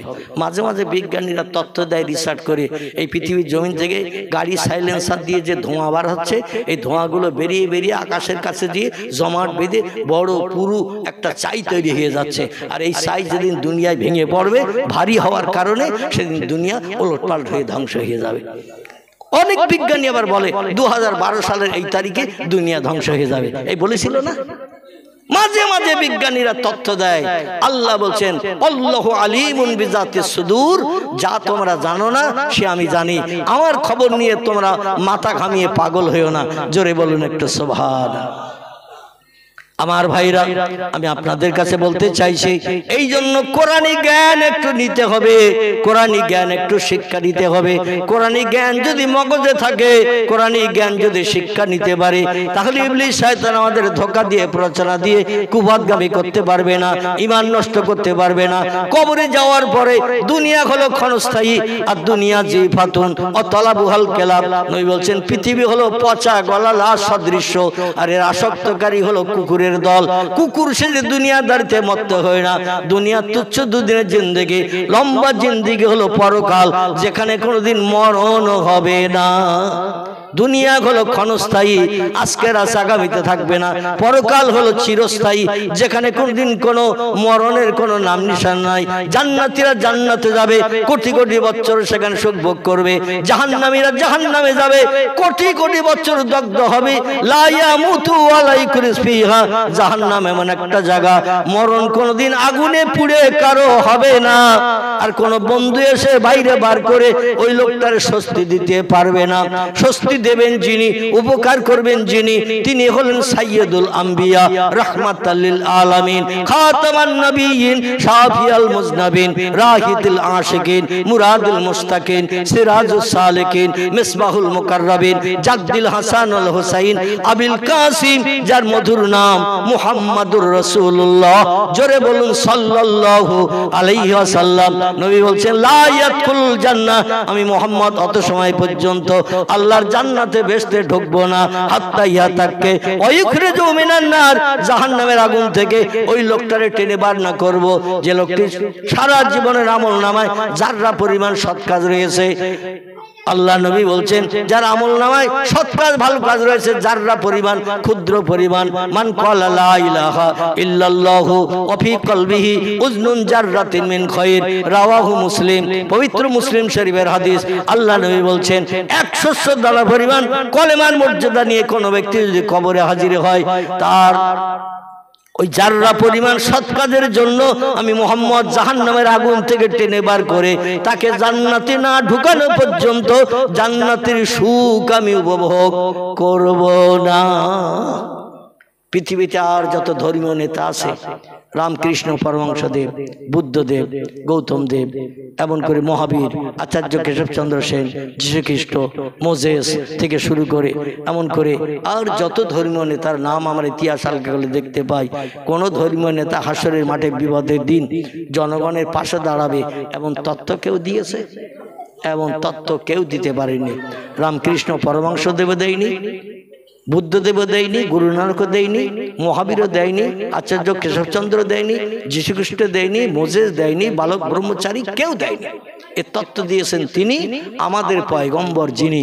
জোরে বলুন একটু সুবহানাল্লাহ। তাহলে এই পয়গম্বরের সঙ্গে একটু ভালোবাসা স্থাপন করার দরকার আছে না নাই?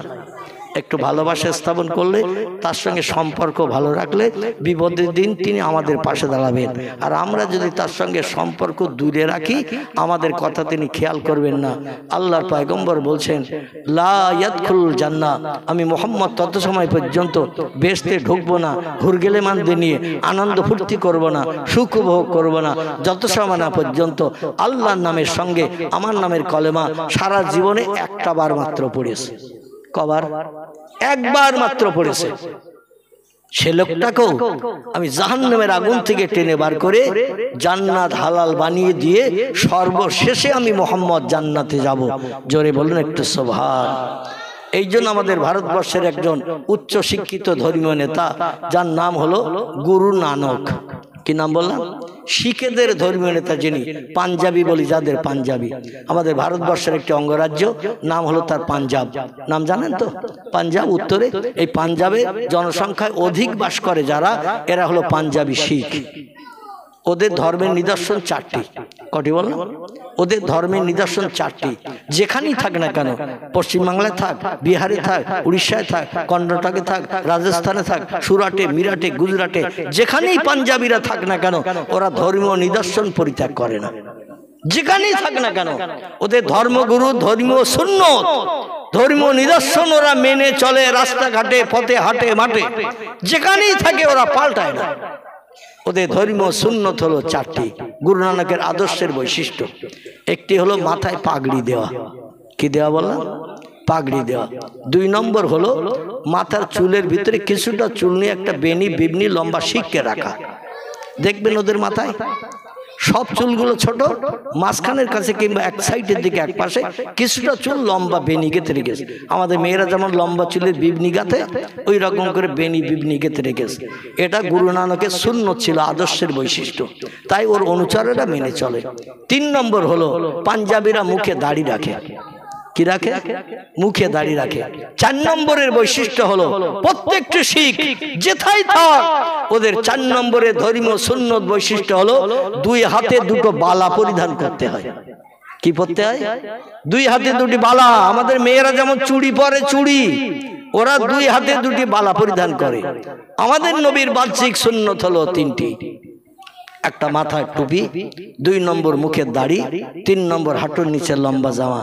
কিন্তু আমরা সুযোগে সদ্ব্যবহার করি। কি ঠিক বললাম না ভুল বললাম? আমরা সুযোগে সদ্ব্যবহার করি। যেখানে টুপি মাথায় দিলে অসুবিধা নাই সেখানে দেই, আর যেখানে টুপি মাথায় দিলে একটু ঠাট্টা বিদ্রুপের পাত্র হতে হবে, টুপি সেখানে বস্কার ভেতরে রাখি। ঠিক না ভুল? মুখে দাড়িও রাখি না।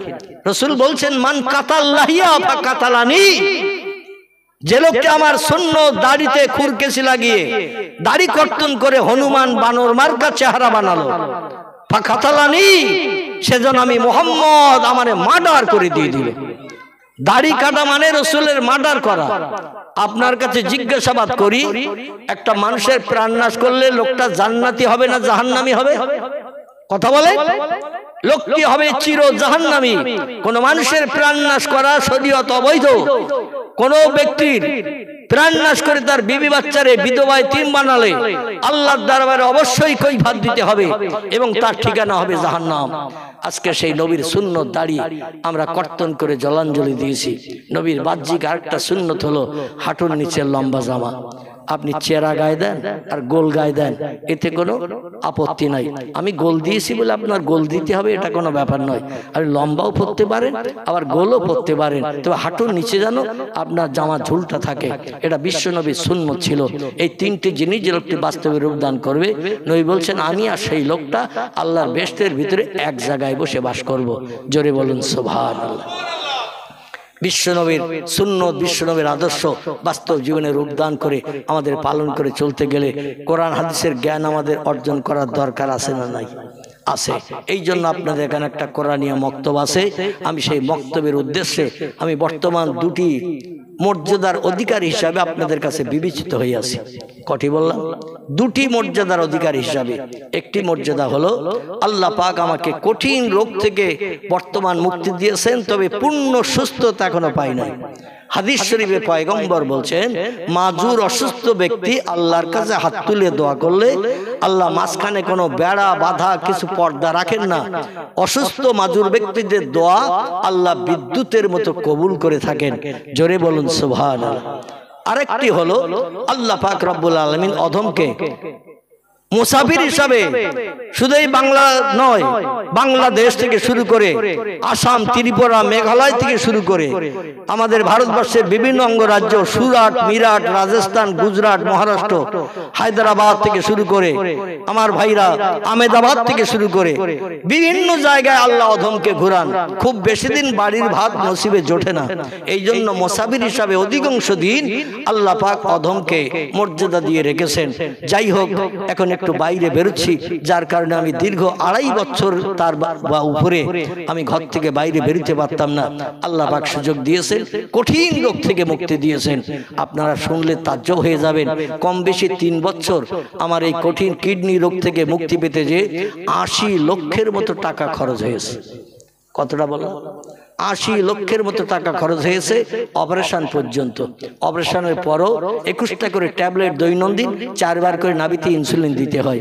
এখনো জলসা ছেড়ে বাড়ি যে ইনসুলিন দেব তারপরে খাবো। আমি যেখানেই প্রোগ্রামে যাই সেখানে খাইটাই না, কারণ আমার বাড়ি এসে ইনসুলিন দিতে হয় খাওয়ার আগে, তারপরে ওষুধ খেতে হয়, তারপরে কিছু খানা খেতে হয়। যাই হোক, যেটা বলতে চাচ্ছিলাম, এই অবস্থায় আল্লাহ পাক অদমকে হায়াতে বাঁচিয়ে রেখেছেন। আপনাদের জন্য একটু খাস করে হাত তুলে দোয়া করবো, আল্লাহ মাজুর ব্যক্তি ব্যক্তির দোয়া কবুল করে আপনাদের সংসারের জীবনকে আল্লাহ যেন সুখের বানিয়ে দেন, সংসারে অভাব অনটন দূর করে দেন, সংসার জীবনকে জান্নাতি সুখে আল্লাহ যেন পরিগণিত করেন। এই জন্য এখানে যে কোরআনিয়া মক্তব আছে, মক্তবের উপলক্ষ্য করে 2-5টা মিনিট, লম্বা সময় নয়, আমি দেখতে চাই আপনারা কোরআনের মহব্বত, নবীর মহব্বত কেমন হৃদয়ে তৈরি করেন। ওয়াজ শুনছেন 1-1.5 ঘন্টা হয়ে গেছে না? হয়েছে না? 1-1.5 ঘন্টার বেশি হয়ে গেছে, এখনো দোয়া সবরে সানি বাকি। আমি 2-5টা মিনিট মক্তবের উন্নতির জন্য আপনাদের কাছে হাত পাতবো। 100 টাকা, 200 টাকা, 500 টাকা পকেটে যদি না থাকে প্রতিশ্রুতি দেবেন 1000 টাকা, 2000 টাকা, যাতে কোরআনিয়া মক্তব কিয়ামত পর্যন্ত চালু থাকে। আর কোরআনের শাফাত হাসরের মাঠে যখন কেউ কারো পাশে দাঁড়াবে না, কোরআনের শাফাত আল্লাহ নসিব করিয়ে যেন জান্নাত হালাল বানিয়ে দেন। সকলে বলুন আমিন। যারা এসেছেন পকেটে করে নিয়ে 100, 200, 20, 50 টাকা হাতের ময়লা, আজকের আছে কালকে থাকবে না, কিন্তু আল্লাহর ব্যাংকে জমা করলে আল্লাহ 10 থেকে 70, 70 থেকে 700 গুণ যাজা হাতে হাতে আল্লাহ দেখিয়ে দিয়ে সংসারে উন্নতি দান করেন। সকলে বলুন আমিন, জোরে বলুন আমিন। কোরআন এসেছে মান জাআ বিল হাসানাতি ফালাহু আশরু আমসালিহা। আল্লাহ বলেন আমার ব্যাংকের বইতে আমার কোরআনের ইজ্জতের খাতিরে, মসজিদের খাতিরে, মাদ্রাসার ইজ্জতের খাতিরে, কোরআনী তালিমের জায়গার খাতিরে যারা 1 টাকা দান করে আমি 10 টাকা হাতে হাতে লাভ দেখাই। যে বান্দা চাওয়ার আগে ভালো কাজে, চাওয়ার আগে দান করে, আমি 10 গুণ থেকে 70, 70 থেকে 700 গুণের যাজা শ্রীবৃদ্ধি করিয়ে আঙুল ফুলিয়ে কলা গাছ বানাই। জোরে বলুন একটু সুবহানাল্লাহ। তাকে অভাব থেকে আমি আল্লাহ সচ্ছলতা সফলতা দান করি। এই জন্য কে আসেন একটু আসবেন, মাজুর ব্যক্তির হাতে একটু হাত লাগিয়ে 100, 200, 20, 50 যার কাছে যেমন আছে, আমি বাড়তি দাবি করব না, 1000, 2000, 5000 চাইব না, কারণ সেই 1000, 2000, 5000 চাওয়ার জায়গা আলাদা। এই গতকালকে আমার প্রোগ্রাম ছিল দক্ষিণ 24 পরগনার বজবজ, কোথায় বললাম? বজবজ, বজবজ, যেখানে রেল স্টেশন, নদীপথে যত তেল আসে আমাদের পশ্চিমবাংলায়, ওখান থেকেই দেখবেন ওই লরিতে ভর্তি করে বিভিন্ন জায়গায় সাপ্লাই হয়ে থাকে। সমস্ত তেলের জাহাজগুলো সব ওখানে এসে নোংর করে, ওখান থেকে সব উপরে তুলে দেয়। তো ওখানে মাদ্রাসার জন্য একটা নতুন মসজিদ হয়েছে, 1 বছর চলছে নতুন মসজিদ। তো আমি একটু হাত পাতলাম, 50,000 করে দিয়েছেন 3 জন। কজন বললাম? 3 জন 50,000 করে দিয়েছে। 30,000 করে দিয়েছে 5 জন। 20,000 দিয়েছে 9 জন, 20,000 করে। আর 5,000 করে নারী পুরুষ। আল্লাহু আকবার। মানে 15 মিনিটের মতো শুধু নাম বলতে বলতে আমার সময় পেরিয়ে গেছে। 5,000 করে, যেমন মেয়ে তেমন ছেলে, 100, 200, 500 ওই রকম দিয়েছে, প্রায় 1 বস্তার মতো টাকা। আল্লাহু আকবার। এই ইউটিউব ওয়ালারা, আমি যেখানে যাই সেখানে যারা যায়, ওরাও কালকে ছিল ওখানে, ওরা দেখে যায় এখানে এসেছে। হ্যাঁ, এই তো এসেছে, এই একটা দেখতে পাচ্ছি। হ্যাঁ, সব এসেছে। আল্লাহু আকবার। তো আচ্ছা, এখন এই কোরআনী তালিমের জন্য, আল্লাহর দ্বীন প্রতিষ্ঠার জন্য আমি আপনাদের কাছে অনুরোধ রাখবো, যদি কারো পকেটে থাকে তাহলে 20, 50, 100, 200 আপনারা একটু দিয়ে যাবেন। আমার ভাইরা পরবর্তীতে যখন কোরআনী মক্তব হবে বা কোরআনী তালিম চলবে, তখন সেখানে খরচ খরচা করা যাবে, বা মেয়েদের দ্বীনি তালিমের জন্য, ছেলেদের দ্বীনি তালিমের জন্য কাজে লাগানো যাবে। আসেন কি কেউ আল্লাহর ব্যাংকের বইতে একটু নাম লেখানোর জন্য? যদি থাকেন তাহলে উঠে আসবেন, কারণ আমি লম্বা সময় দেব না। যদি থাকেন উঠে আসবেন। আমি অধম গুনাহগার, আমার হাতে একটু হাত লাগিয়ে দিয়ে যাবেন, মুসাফা করে যাবেন, কারণ সবার জন্য হাতে হাত লাগানো সম্ভব হবে না, সুযোগ হবে না। টাকার বিনিময়ে যদি হাতে হাত লাগাতে চান, যে হাত দুখানা আল্লাহ পাক কাবা ঘরের দেওয়ালের গায়ে যে জান্নাতি পাথর রেখেছেন, পাথরটির নাম হলো হাজরে আসওয়াদ। 3টি বার আল্লাহ অধমকে নবীজির দেশ দেখানোর কারণে 13টি বার এই বেটে কুটে মানুষকে আল্লাহ পাক 13টি বার ওই পাথরে, জান্নাতি পাথরে হাত দুটো ঘষার সুযোগ এবং ঠোঁট দুটো লাগানোর সুযোগ দিয়েছেন। আল্লাহ নবী বলছেন, জান্নাতি পাথরে যারা হাত লাগাবে, জান্নাতি পাথরে যারা চুম্বন দেবে, আল্লাহ জাহান্নামের আগুন